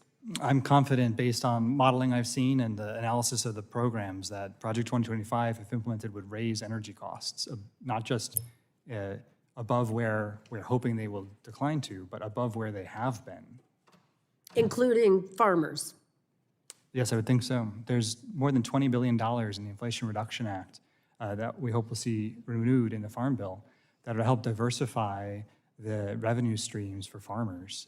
And this is helping to protect small businesses even as they face fluctuating commodity prices influenced by energy costs and extreme weather. Thank you. With that, I yield back. Chair yields back. I'll now go to Mr. Weber for 5 minutes. Well, thank you, Mr. Chairman. I appreciate y'all being here. I had to go to a Science, Space, and Technology Committee, so I didn't get to hear a lot of your testimony, but I heard a lot of something just now, so I am up to speed, I suspect one could say. Mr. Fisher, in his testimony before this committee in July, FERC Commissioner Mark Christie opened by stressing that, quote, the United States is heading for potentially catastrophic consequences in terms of the reliability of our electric power system, end quote. In part because dispatchable power plants are retiring too quickly. A few days later, we talked about PJM. The largest grid operator in the nation announced that prices in its most recent capacity auction rose substantially. And Mr. Griffin talked about that. PJM noted that one of the drivers of the higher prices, and I'm quoting now, is, quote, decreased supply offers into the auction due mainly to generator retirements, end quote. At a time when policymakers and regulators should be emphasizing actions to sustain existing power plants, the EPA continues rulemakings likely to shut down generation critical to the very electric reliability we are seeking. In April, the EPA announced an unworkable, unrealistic fuel rule, maybe I'll do it that way, focused on existing coal and new natural gas plants. And in July, the administration announced that the EPA will release a proposed rule in December cracking down on carbon emissions from existing plants. You can't make this stuff up. So my question to you is, what do you anticipate will be the net result from the continued retirement of dispatchable power plants like natural gas generation at a time when increased demand for electricity is going to require significantly more generation? What impacts do you believe that those actions I described will have on ratepayers? Increased prices, reduced reliability, for certain. Would you say 20%, 30%? We really don't know how bad it will be, do we? Well, the PJM capacity price increase was eightfold. Right. I'm not sure if that's going to happen across the board, but that is a signal. That's a sign of the times. Absolutely. Ms. Pryor, I'm going to jump over to you. I appreciate some of your comments. I did get a chance to read through some of your information. I owned an air conditioning company for 35 years. We dealt with power requirements all the time. Somebody's building a house, we knew exactly how much electricity that house was needed. When y'all are talking about the EPA and the federal government requiring that you redo a whole house, I think, Mr. Higgins, you had that conversation, and it would even be paid for the whole house and all the appliances. Do you have any idea what a complete change out air conditioning system costs? It's unbelievable, and you're talking about all new appliances and air conditioning system. Somebody's got to pay that dime, and it's the taxpayers who aren't getting their houses upgraded. Ms. Pryor, coming back to you, do you know any farmers who use electric trucks for farming? I don't personally know of any. We do have one small college near us that I know has a tractor that is, and they're trying to give it a good try, and it's not able to do everything that they. Well, when you need to get all that you can out of a diesel tractor or diesel 18-wheeler, you don't have time to stop and recharge the battery. You just don't. Not only that, but as you know, the battery adds to the weight factor on these trucks, and you can't carry as many goods as otherwise you would have. From your experience and in your opinion, Ms. Pryor, sticking with you, do you believe that American consumers are aware that the increased price of food in grocery stores, I'm going to do this in two parts, corresponds with higher energy costs, which you have to absorb? And the second part is, most kids thinks that, apples and meat and milk comes from H-E-B in Texas. Well, it doesn't. You think it's going to increase your cost? Oh, it definitely increases my cost. Was your first part of the question, did I think people realize? Do you think Americans are really aware of that? No, not at all. I do a lot to try to advocate for agriculture and just education, and people don't realize what goes into it. So even, let's say, strawberries, the plastic clamshell that they're in, the plastic costs more because of petroleum. The cereal box, the plastic bag that's inside, everything is increased. All those input costs are increased, and that's one of the war big on drivers fossil behind it. fuels has hurt us because, for one thing, we're not teaching young people exactly how badly we need petroleum products just in every facet of our life. Mr. Onwuka, am I saying that right? Onwuka. Okay, I'm coming to you. Yes or no? Do you believe that the average American can afford to pay $9,000, and that's low? I was in that business, to retrofit their homes with climate-friendly appliances. You believe the average homeowner can afford that? No, they can't. Yes or no, do you believe that it's acceptable that 37% of households reported difficulty paying for usual household expenses, including utility bills? Is that acceptable? No. And we're only going to make it worse. Mr. Chairman, I could go on, but I'm out of time. I yield back. Gentleman yields back. I know. Go to Dr. Schreier for 5 minutes. Thank you, Mr. Chairman, and thank you to our witnesses. During this hearing, we've heard a lot of points made about high prices related to energy costs, but I'd like to shift focus to the core of what I'm hearing from my constituents and farmers and seeing in my district. Washington State consumers pay particularly high prices, and farmers have very high input costs. My constituents, both the farmers and customers, are hurting. In addition to these increased input costs, farmers are having to deal with being squeezed at the other end of the pipeline.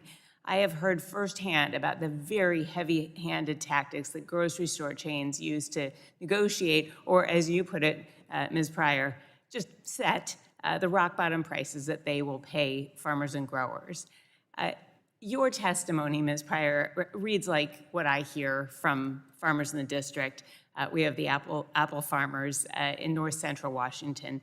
You already made very clear in your testimony that you are price takers and not price makers or negotiators. So let me be clear about this, that while big corporate supermarket chains are playing hardball with farmers and demanding the lowest prices, they've exploited the pandemic-era supply chain challenges to rake in profits, and then they continue to this day, even though the supply chains are no longer strained the way they were. For example, Kroger reported only a slight increase in sales through fiscal year 2023, but its sales and operating profits have continued to rise, I mean, to the point of almost 45% in 2023 alone. So sales stayed stagnant, prices and profits up.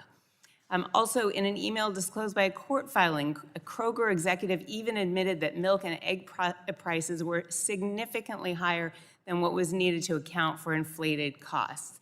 And this happens with dairy as well. So the high prices we're seeing at the grocery stores, by the way, are not just from these hikes at the stores themselves. There's gouging all along the supply chain. For example, 3 companies, Coca-Cola, PepsiCo, and Keurig Dr. Pepper, control 90% of the bottled beverage industry sold in the US. They've all cut production. They've all increased prices, so they're selling less, making their cost of production lower, but they are making significantly more profit. And they pass that on to the grocery stores. But then that doesn't just get passed on to us. The grocery stores pad those prices even more. Basically, they're blaming inflation to cause even more inflation. And then we expect high prices, so we continue to pay them, and they deliver. Right now, families in Washington State face the 4th highest average weekly grocery bill among 48 states. And at the same time, I've spoken with farmers in my district who've been put out of business in the last year alone because the supermarkets keep lowballing them while charging us the high prices. Ms. Pryor, apple prices are definitely up in the stores. Have you seen any of these profits trickle down to you? We have not made any more. We have actually had a slight decrease in what we have received for our crops since 2021. There is those middlemen in the middle, though. So when, for me, unless you are a grower and have a packing facility, the way that we pick ours in the 20-bushel bins, that can't go. That's not ready to go to a grocery store. It's got And I to understand that as well. And so I know there's. I will tell you that in my district, and you already have problems negotiating, I'm really concerned that Kroger and Albertsons are trying to merge. This means that prices will go up because there will be less competition. This will affect about half of the grocery stores in Washington State. So that is why I am calling on the FTC to block this. It'll be the largest consolidation of supermarkets in US history. It would be terrible for consumers with higher prices. It would be terrible for choice, and it would be even worse for the orchardists in my district who will have zero leverage in terms of negotiating prices. So I want to call attention to corporate gouging. I want to call attention to this, that this does not help our orchardists, our other farmers, our dairymen, or other producers, that what it's doing is hurting us and not helping family farms. And I feel like by you acknowledging that consolidation, imagine too, if farms aren't profitable and strong, we're going to see more consolidation with smaller farmers that can't stay in business. And then that just hurts future generations, that hurts the people's ability to have choice and diversity, because it takes all sizes and all types. So we don't want to see people having to sell out and be bought out by bigger farms. We want everyone to be profitable so they can stay in business. We need to keep our family farms, and that's what I want to see in our farm bill. Thank you very much. I yield back. Gentleman yields back. I'll now recognize the chair of the Republican Policy Committee and a great member from Alabama, Mr. Palmer, 5 minutes. Thank you, Mr. Chairman. I've heard my Democratic colleagues mention several times Project 2025, and I want to tell you, as Chairman of the Republican Policy Committee, there's been no collaboration, no contribution. I haven't even read the report. So if you want to keep misleading the American public about it, I caution you that we produce our own policy committee policy. So just wanted to make that clarification for the record. I also want to point out some things that in 42 months, the Biden-Harris administration seasonally adjusted cumulative inflation for all goods and services has risen 19.4%. That's 2.5 times faster than the 48 months during the Trump administration. For a family with an average income, a median priced home has not been this unaffordable since 1982. In 237 cities across the country, the average starter home price is $1 million. The economic effects of current federal regulations are estimated at least $2.1 trillion annually. That's passed on to the consumers. That's almost equal to the entire amount of personal income taxes collected by the federal government. Right now, the Biden-Harris administration is on track to add $47,000 in net present value regulatory costs per household from rules finalized during its first term. The inflation-adjusted median income for all households under the Biden-Harris administration has dropped by 2.3%. Household debt is at a record $17.8 trillion, 3.5 trillion of that originated during the current Biden-Harris administration. A lot of this has to do with energy policy. And I heard my colleagues talk about higher energy costs. Natural gas prices are flat. In fact, they're down 4% since August, Mr. Chairman. Oil prices are at a near 3-year low, primarily because of the decline in the Chinese economy and because of concerns of a Biden-Harris inflicted recession. So what's keeping energy costs up? What's keeping household utility prices higher is the federal government, the Biden-Harris administration, forcing energy companies to shift to renewables and the added regulations that are being laid on top of people. Ms. Onwuka, in your testimony, you mentioned the impacts of rising energy costs and household prices and how they impact poor working-class families. You even shared a story of people having to pick between paying rent, utilities, and feeding their kids. I just wanted to lay out these numbers for you. And Mr. Chairman, a picture's worth 1,000 words. The blue line is regulatory cost that gets passed on to people. The green column is personal income taxes. If you want to look at regulatory costs per household, the red line, it went down almost $11,000 under President Trump. It went up $47,000 under Biden-Harris. I think, that's a $58,000 differential right there. Would you like to comment on how this is impacting people in their daily lives, Ms. Onwuka? Thank you, sir. Absolutely. I think it's undermining the household financial situation. Not only are Americans still contending with high costs, groceries, energy, utilities, but they're also dealing with high borrowing costs because, interest rates are much higher, which means your credit card debt, your mortgage payments, your car notes are much more expensive. At the same, and so I think the American household is not as strong as it was at the start of 2021. Savings have been spent down. As we talked about, credit card debt is at a record high right now.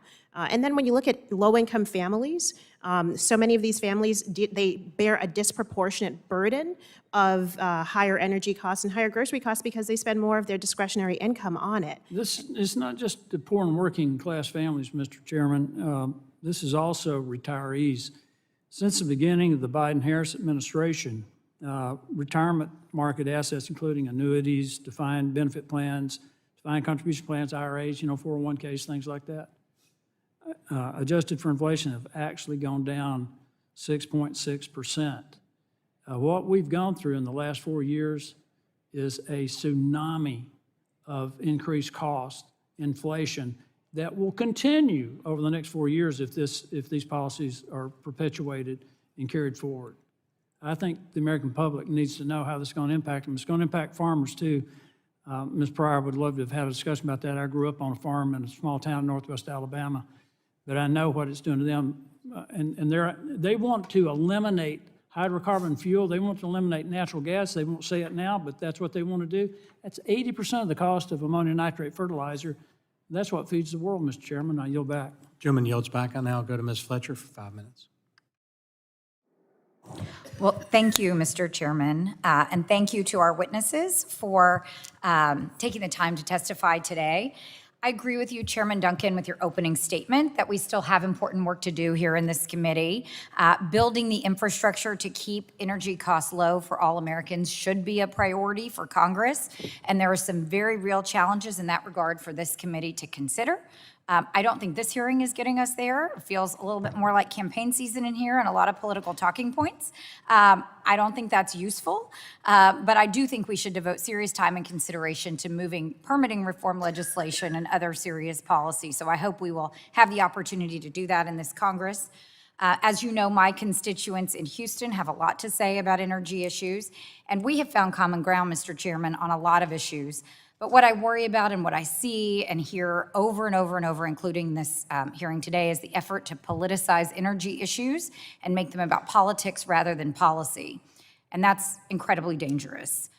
So I want to lay out a few facts to inform this discussion, but before I do that, I do want to note something that you said in your testimony today, Mrs. Onwuka, that you are representing women who value personal liberty, and I would note that I'm sure you would agree with me then, that when we're talking about the economic well-being of women in this country, access to reproductive health care and the ability for women to make their own decisions about whether, when, and how to have and grow their families is paramount, and that the policies in states like mine that they have put in place to restrict access to reproductive health care, to put the government between women and their doctors, and proposals to eliminate access to birth control are devastating for women on all the measures that you mentioned in your testimony: freedom, opportunity, and well-being.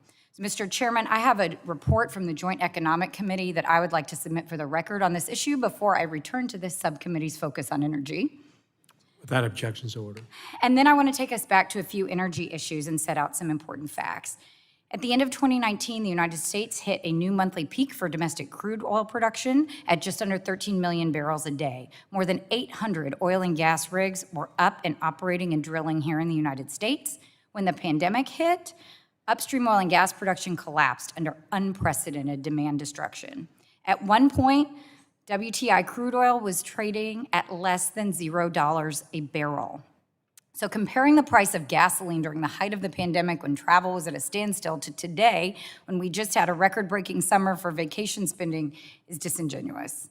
Under the Biden-Harris administration, crude production has again returned to record highs, more than 13 million barrels a day for the 2024 calendar year. And U.S. energy exports in 2023 were also the highest on record. Now, I heard you say earlier, Mr. Chairman, that this is a carryover from prior administrations, and it is true that the Obama administration lifted the crude oil export ban with this Congress, and other administrations conducted lease sales and other things that have led to the production that we're seeing today. But let's not forget where we were at the beginning of 2021 when the Biden-Harris administration began and where we are today, and focus on policies that can help us address the real issues facing Americans. Gas prices are currently averaging $3.29 a gallon and continue to move downward. They're facing downward pressures, and analysts think that it's going to go below $3 a gallon this fall. WTI crude prices hit a 3-year low yesterday, falling to $66 a barrel, as Mr. Palmer just mentioned. And when it comes to home energy prices, the Inflation Reduction Act is expected to save American families up to $38 billion on their electric bills in the next 6 years. The investments in the IRA will continue to build our energy economy and create new jobs across the country. It's expanding sources of energy, which is important, as we know in this committee that energy demand is continuing to grow. So there's a lot of data, there's a lot of information out there. I know that groups have found that there have been nearly $500 billion in new funding announced for clean energy funding over the period preceding the IRA. These investments are going to continue to lower energy prices in the coming years. But not everyone thinks we should continue these investments. And what we're seeing is that the Project 2025 calls for a future Trump administration, if it comes into being, to push for legislation to repeal dozens of credits and tax breaks for green energy companies in the Inflation Reduction Act. My constituents in Texas in the traditional energy space as well as in the innovation space are working with the IRA, not against it. And they are counting on the incentives in the IRA when they are making business decisions today. Across the board, they want reliable, durable policy to inform their decision-making about their investments for short and long-term strategies. So with that in mind, I'm going to ask Mr. Higgins for the record, and I will submit it in writing, to just talk about what a repeal of the IRA would mean as Project 2025 proposes and what that would mean for domestic energy investment in the United States. And since that took all my time, I will yield back. Thank you, Mr. Chairman. Julie yields back. I'll now go to Mr. Balderson for 5 minutes. Thank you, Mr. Chairman. Thank you all for being here today. Excuse me. Mr. Fisher, in your testimony, you referenced the concerning energy transition and PJM report from 2023, which I like to refer to as the 4 R's report. As you know, this report confirmed that at the same time, the region is seeing a historic increase in demand on the grid from electrification and data centers. We're forcing too much of our existing reliable generation offline through misguided state and federal policies. The 4 R's report was released well before the EPA finalized their Clean Power Plan 2.0, which only compounded the issues facing our grid. The results of the increasing demand and tightening supply were seen in PJM's recent capacity auction, in which we saw the total cost to consumers jump from just over $2 billion in the last auction to nearly $15 billion this summer. I know we've touched on the PJM auction earlier in this hearing, but I'd like to follow up, as this is one of my top priorities. Amazon, Google, Meta, Microsoft, and QTS all have data center operations in the district that I represent. And I'm extremely grateful these companies are investing in Ohio.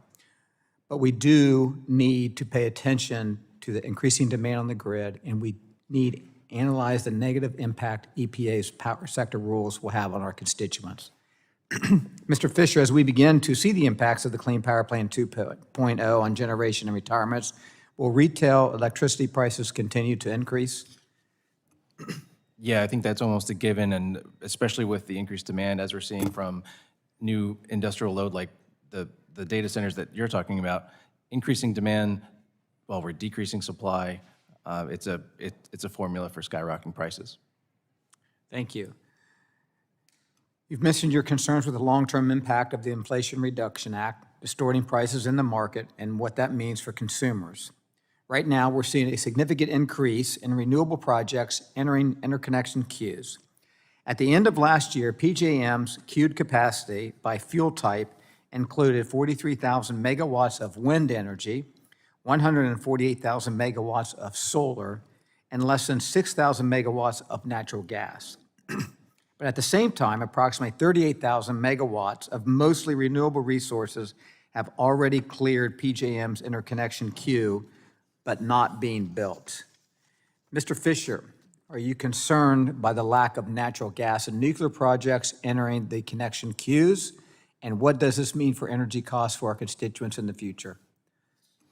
I am personally concerned, and it's not just me. The grid watchdog, the North American Electric Reliability Corporation, has pointed out that the changing resource mix is now the top priority in terms of the top risk for reliability that they see.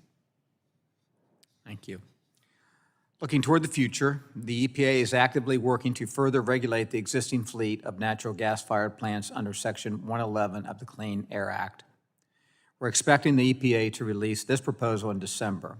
Mr. Fisher, if the EPA follows the same logic they used in the Clean Power Plan 2.0 for this upcoming rule covering existing gas combustion turbines, what will the impact be on the cost for our constituents? Again, I hate to keep using the word skyrocket, but that's exactly what's going to happen. What they've done is they've mandated the impossible. They think it's possible to capture 90% of carbon emissions from power plants, from all of them, and that's just not possible. So what we're going to see is instead, if you're a power plant operator and you have the choice between doing the impossible and just shutting down, they're just going to shut down. Agree. Thank you. I'm going to shift over to Ms. Pryor. Thank you for being here today and discussing the impacts of the inflation and higher energy prices under this administration. As a former farmer who operated my family farm for many years, I know firsthand how much misguided federal policies can impact our operations. Can you discuss how electrical vehicle mandates at the federal level, especially medium and heavy-duty EV mandates, may impact your operations and the entire supply chain that you rely on to ultimately get your products on shelves? EV is just not practical for agriculture as a whole. Was mentioned earlier about the weight. How heavy the truck is limits what you can haul, and so when every bushel you can put on is going to then reduce the amount of diesel you're using, you're going to have a trade-out either one way or the other. Being able to stop for a charge when you are hauling things that are sensitive to heat or cold or livestock that can't just sit and wait while you charge would be huge factors. I feel like it would make prices be even higher because it's going to cost more to take safeguards to protect those things while you're hauling them if they're having to sit and wait. Agree. Thank you very much. Mr. Chairman, I yield back.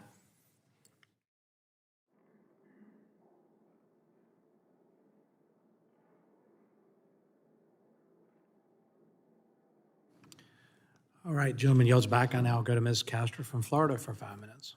Great. Thank you, Mr. Chairman. Thank you so much for organizing this hearing because it really gives us an opportunity to contrast all of the hard work that Democrats have put in to lower costs for families, put money back into their pocketbooks, and contrast it with the looming far-right Project 2025 that would make life much more expensive for our neighbors. And I know we've been focused a lot on energy, but there was a report that came out just yesterday from the Treasury Department focused on healthcare cost. And because in the Energy and Commerce Committee over a decade ago, we hammered out the Affordable Care Act, that report said that over 50 million Americans have gone shopping in the healthcare marketplace to find an affordable healthcare plan over time.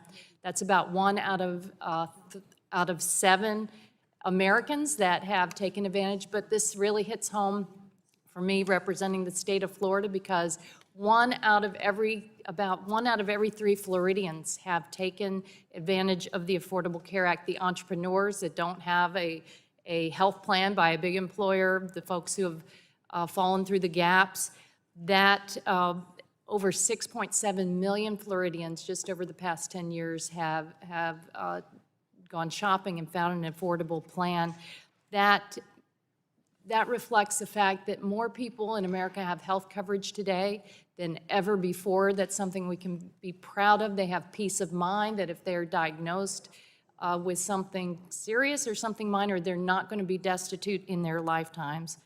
And it really contrasts with the proposal for Project 2025 that proposes to roll back a lot of those consumer protections. Everything that we did to prohibit discrimination for pre-existing conditions, everything to ensure that kids can stay on their parents' plans till age 26. And then the Inflation Reduction Act helped make those plans less expensive for families. Because of our work through the Inflation Reduction Act, people are saving about $800 per year on their health coverage. And we're not going to go back. We're not going to allow folks to bring this, this devious Project 2025 and make life more expensive for them. It's been the IRA that has capped the price of insulin at $35 per month for our neighbors on Medicare.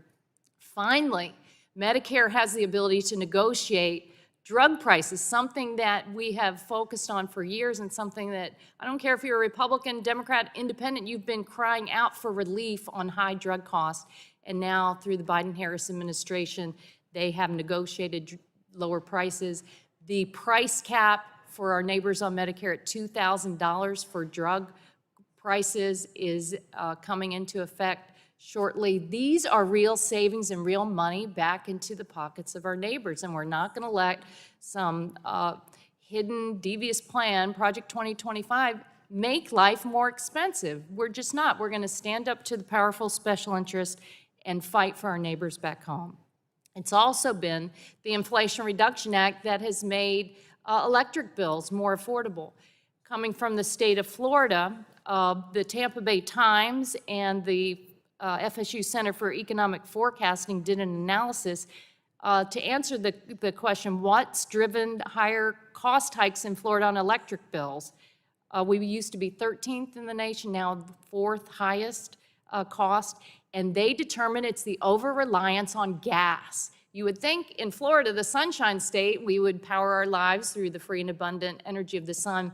75% of our electricity generation comes from gas, because the electric utilities have a sweetheart deal on all of this. But thankfully, the Inflation Reduction Act has pushed back on a lot of those special interests. Another report that just came out said that thanks to the Inflation Reduction Act, more than 165,000 Floridians claimed the residential clean energy tax credit this year, saving $715 million on their electric bills through a tax cut. Plus, more than 154,000 Floridians claimed the energy efficiency home improvement credit for up to $3,200 for installing more energy efficient windows, insulation, heat pumps, and they have saved over $131 million. But beware, because Project 2025 proposes to roll back those savings, really rip the carpet out from under our neighbors. We're not going to let it happen. People need these savings. They need these monies. We have to reduce pollution. I really appreciate you all calling this hearing so that we can point out the contrast between what Democrats have done to lower bills and lower costs and what Project 2025 would do to their pocketbooks. Thank you. I yield back. Chair will now go to Mr. Pfluger for 5 minutes. Thank you, Mr. Chairman. Mr. Higgins, are you accusing Scott Sheffield of collusion with OPEC? No, sir. Your statement earlier made it seem like that. I was trying to respond to the question about the FTC. Have you accused Scott Sheffield of collusion with OPEC? I have not. It sounded like that's what your statement was earlier. No, I was... When we talk about weaponization of a government agency, this is it. This is it. The FTC, based on Biden's campaign promise in 2019 to end fossil fuels, coming after a private citizen and not allowing the due process to actually occur, this is the weaponization that we're talking about right here. Lots of questions being asked about his communications, but no opportunity to actually answer them. When we talk about the exchanges of text messages with OPEC that are all publicly available, I think we need to get to the facts here. Do you support due process for Scott Sheffield? No, I support the FTC's process. Do you support due process as an American? Sure. Okay, so you support him having due process. Sure. So you would ask Lena Khan to have due process. I haven't spoken to the FTC. Okay, maybe you should. We're talking about attacking Mr. Sheffield for certain statements. The FTC ignores Mr. Sheffield's role in expanding U.S. production over the past couple of decades. The shale revolution has actually expanded. My Democrat colleagues have pointed out rightfully that we are producing more. Are you pro-fracking, Mr. Higgins? Do you believe in fracking? I believe it exists. Do you believe in it? Are you a advocate of fracking? I do not advocate for more fracking. So you disagree with Kamala Harris? Pardon? You disagree with Vice President Harris, who has said now she's pro-fracking. I think Vice President Harris said that the Inflation Reduction Act's investments in clean energy. Do you mean that believe the in question fracking? to Do you ban believe fracking in- is no longer relevant? No, that's not what she said. She's very clearly flip-flopped on her position in the last month or so. She has said she is now pro-fracking. Do you believe she's pro-fracking?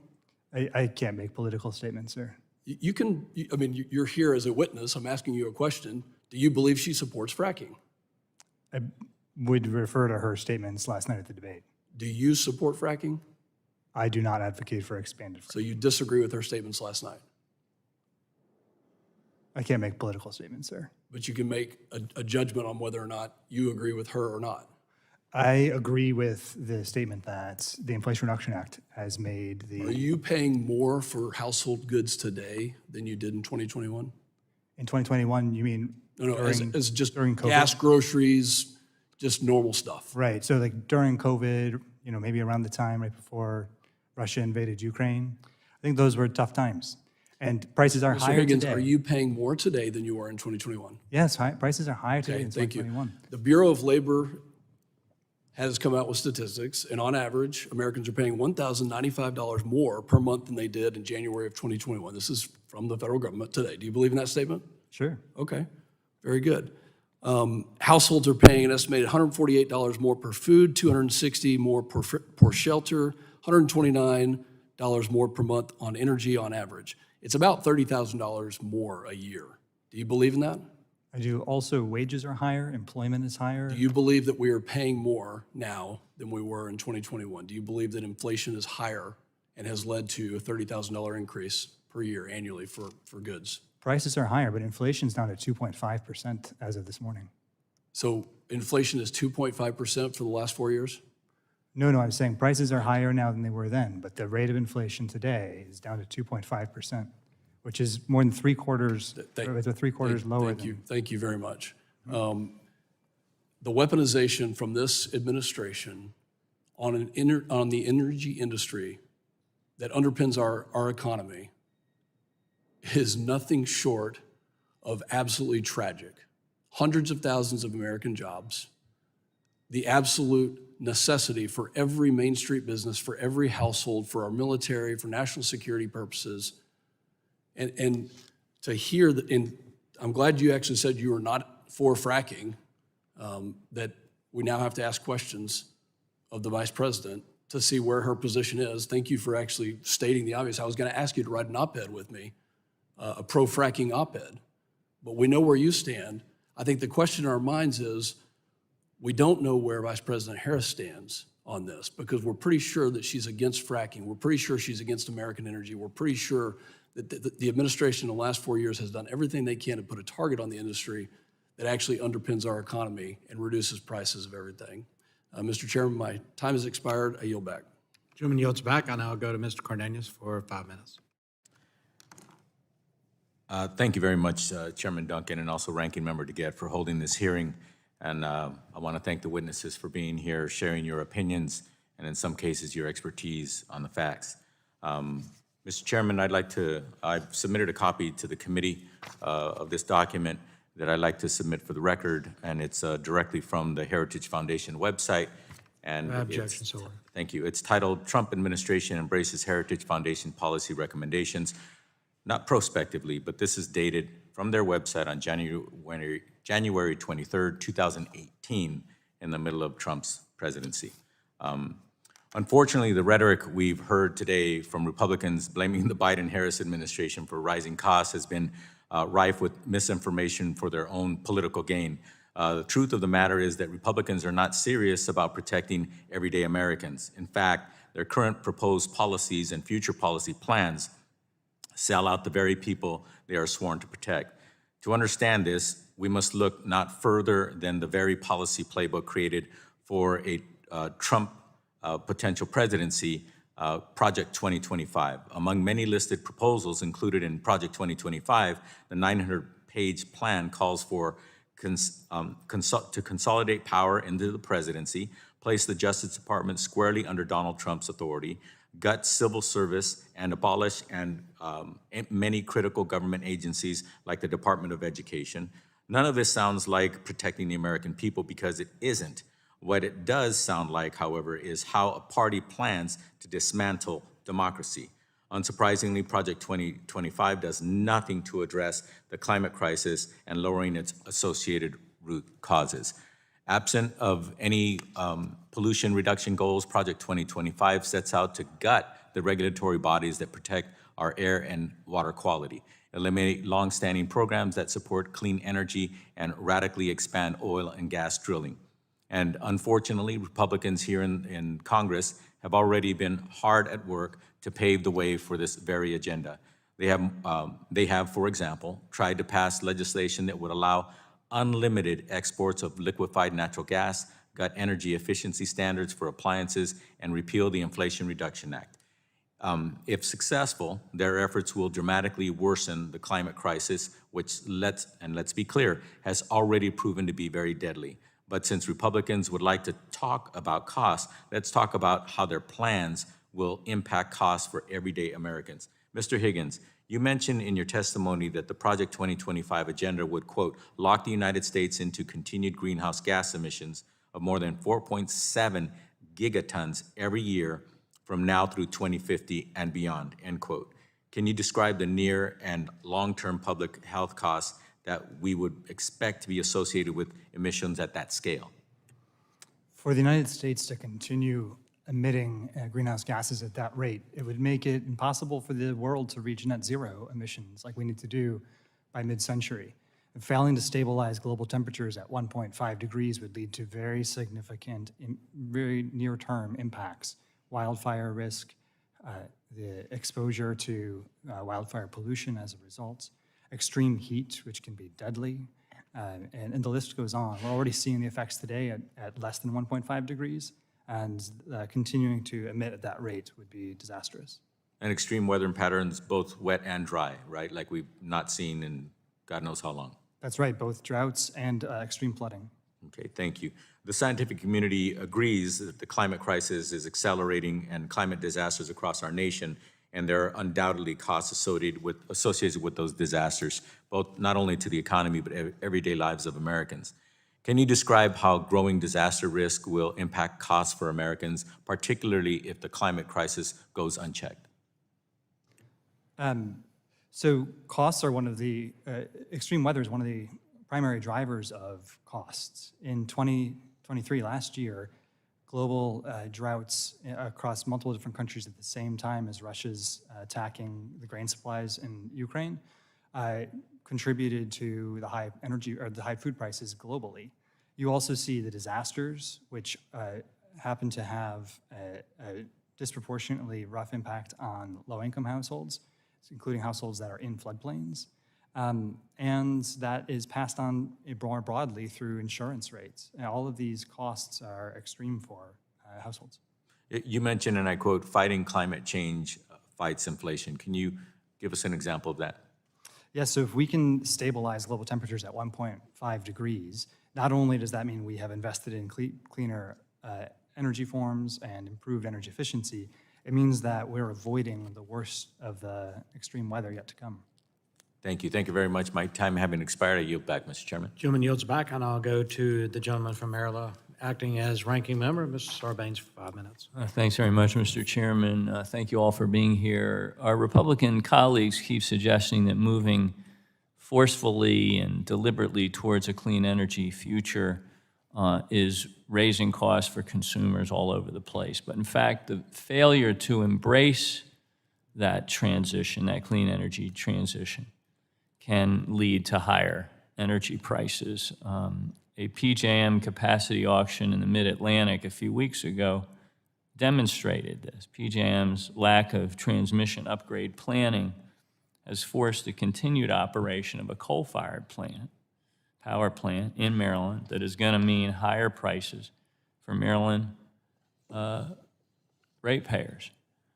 So the fact is that more clean energy production, better planning, integrating that new clean energy is the best path forward for the climate, frankly, for the energy industry, and certainly for consumers out there. Mr. Higgins, could you talk about the importance of the Biden administration's efforts to make it easier for sources of clean energy to connect to the grid, as well as accelerate build-out of transmission infrastructure? How will FERC's recent rules on interconnection and on regional transmission planning, order numbers 2023 and 1920, which you're very familiar with, help bring affordable clean energy to Maryland and across the country? The grid is going through a remarkable transformation right now as a demand for electricity is growing due to things like data centers and all of the new battery manufacturing facilities that have been spurred by IRA. We're in the middle of a manufacturing renaissance. And the Inflation Reduction Act is solving for the economics of adding new clean electricity.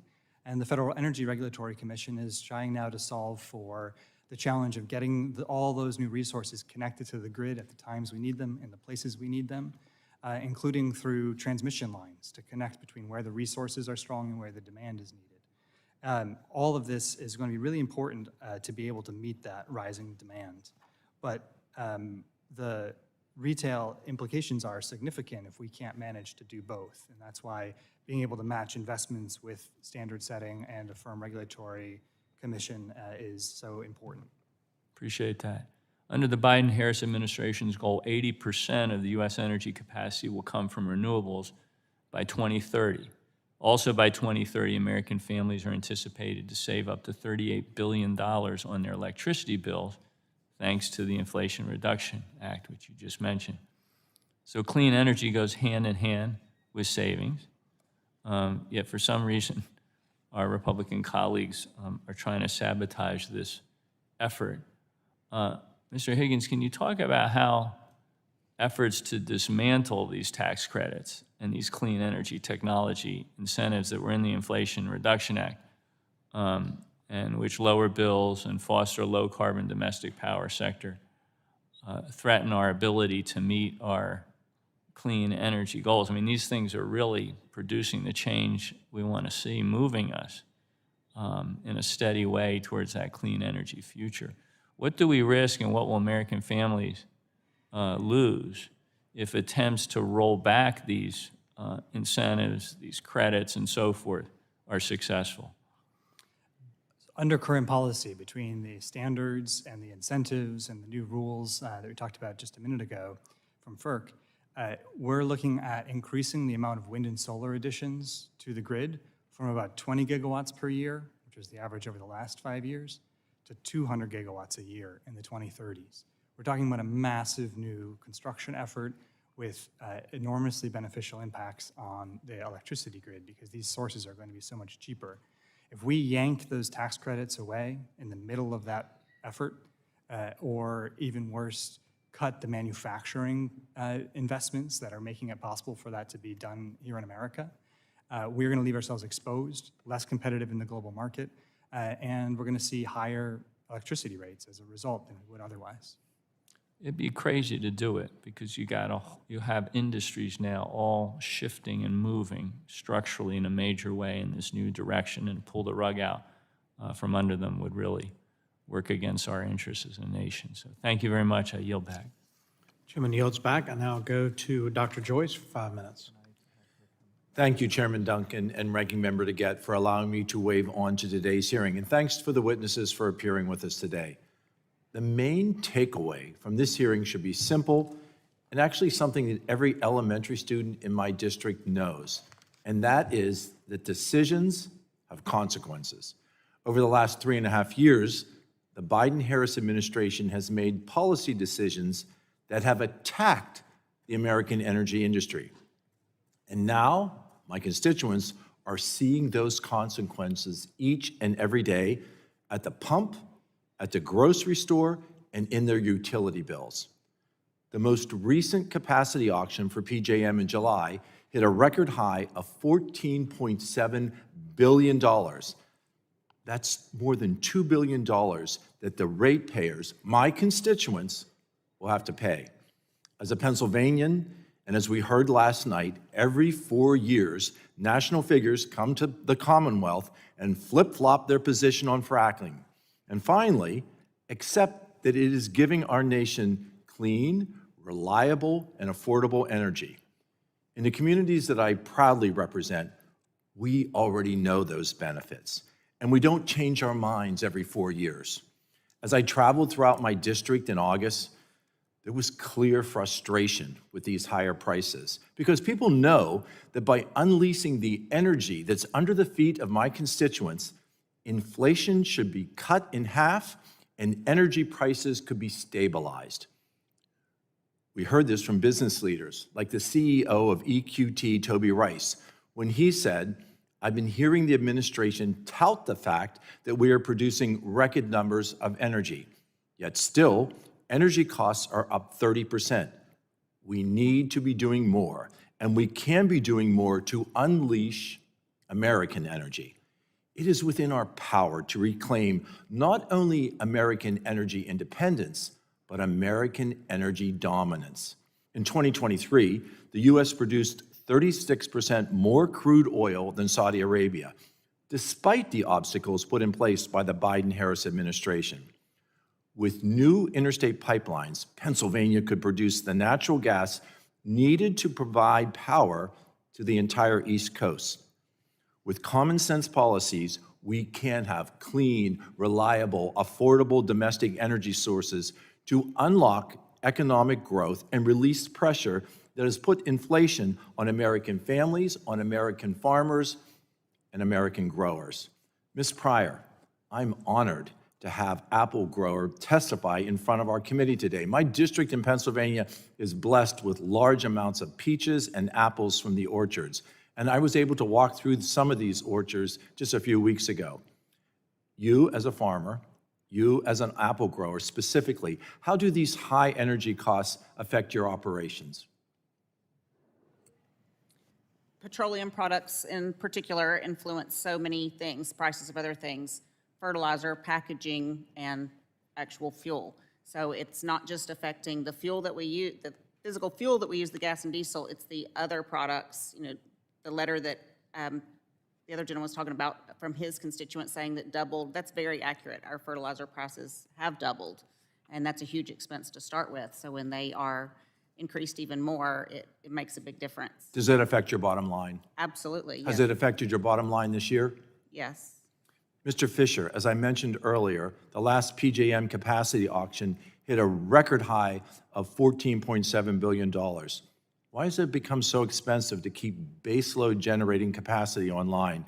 And how has this administration's policies, particularly the EPA rules, affect the market? The EPA power plant rules are directly responsible for shutting down a significant amount of supply. So we're taking supply off. As you know, the PJM region is growing. There are a lot of data centers there, new manufacturing, et cetera. So we have a very predictable outcome from reduced supply and increased demand, which is skyrocketing prices. So, Mr. Fisher, if this trajectory of record high prices for capacity continues, how will that affect my constituents who are ratepayers within the PJM interconnection? So as I noted, I'm a resident of the state of Maryland. The Maryland Consumer Council has estimated that retail costs could go up by 24%. I don't know if that's true for every state, but it is a significant cost that will certainly filter down to retail rates. Ms. Onwuka, 119,000 families in my district make less than $55,000 a year. Can you please explain why working class Americans, those who can least afford it, disproportionately suffer when energy costs increase? Thank you. Low-income families spend disproportionately more of their disposable income on gas, on groceries, on those essential items. And so when gas prices rise, when energy prices rise, they're going to be spending more money. And we see that low-income families tend to be the ones who suffer from energy hurdles, whether it's heating or cooling their homes, as well as just being able to get to and from work. Let me conclude with, we can decrease that suffering on middle-class families by unleashing the power that lives and resides and is capable of being extracted underneath the feet of my constituents in Pennsylvania. Thank you again for allowing me to wave on, Mr. Chairman, and I yield back. Chairman yields back. That concludes the hearing. I'd like to thank all of our witnesses for being here today. Members may have additional written questions for you all. I'll remind members they'll have 10 business days to submit those questions for the record, and I ask the witnesses to do their best to submit responses within 10 business days from receipt of the questions. I ask unanimous consent to insert in the record documents included on the staff hearing documents list. Without objection, that'll be the order. And again, thank you all for being here. And without objection, we'll stand adjourned.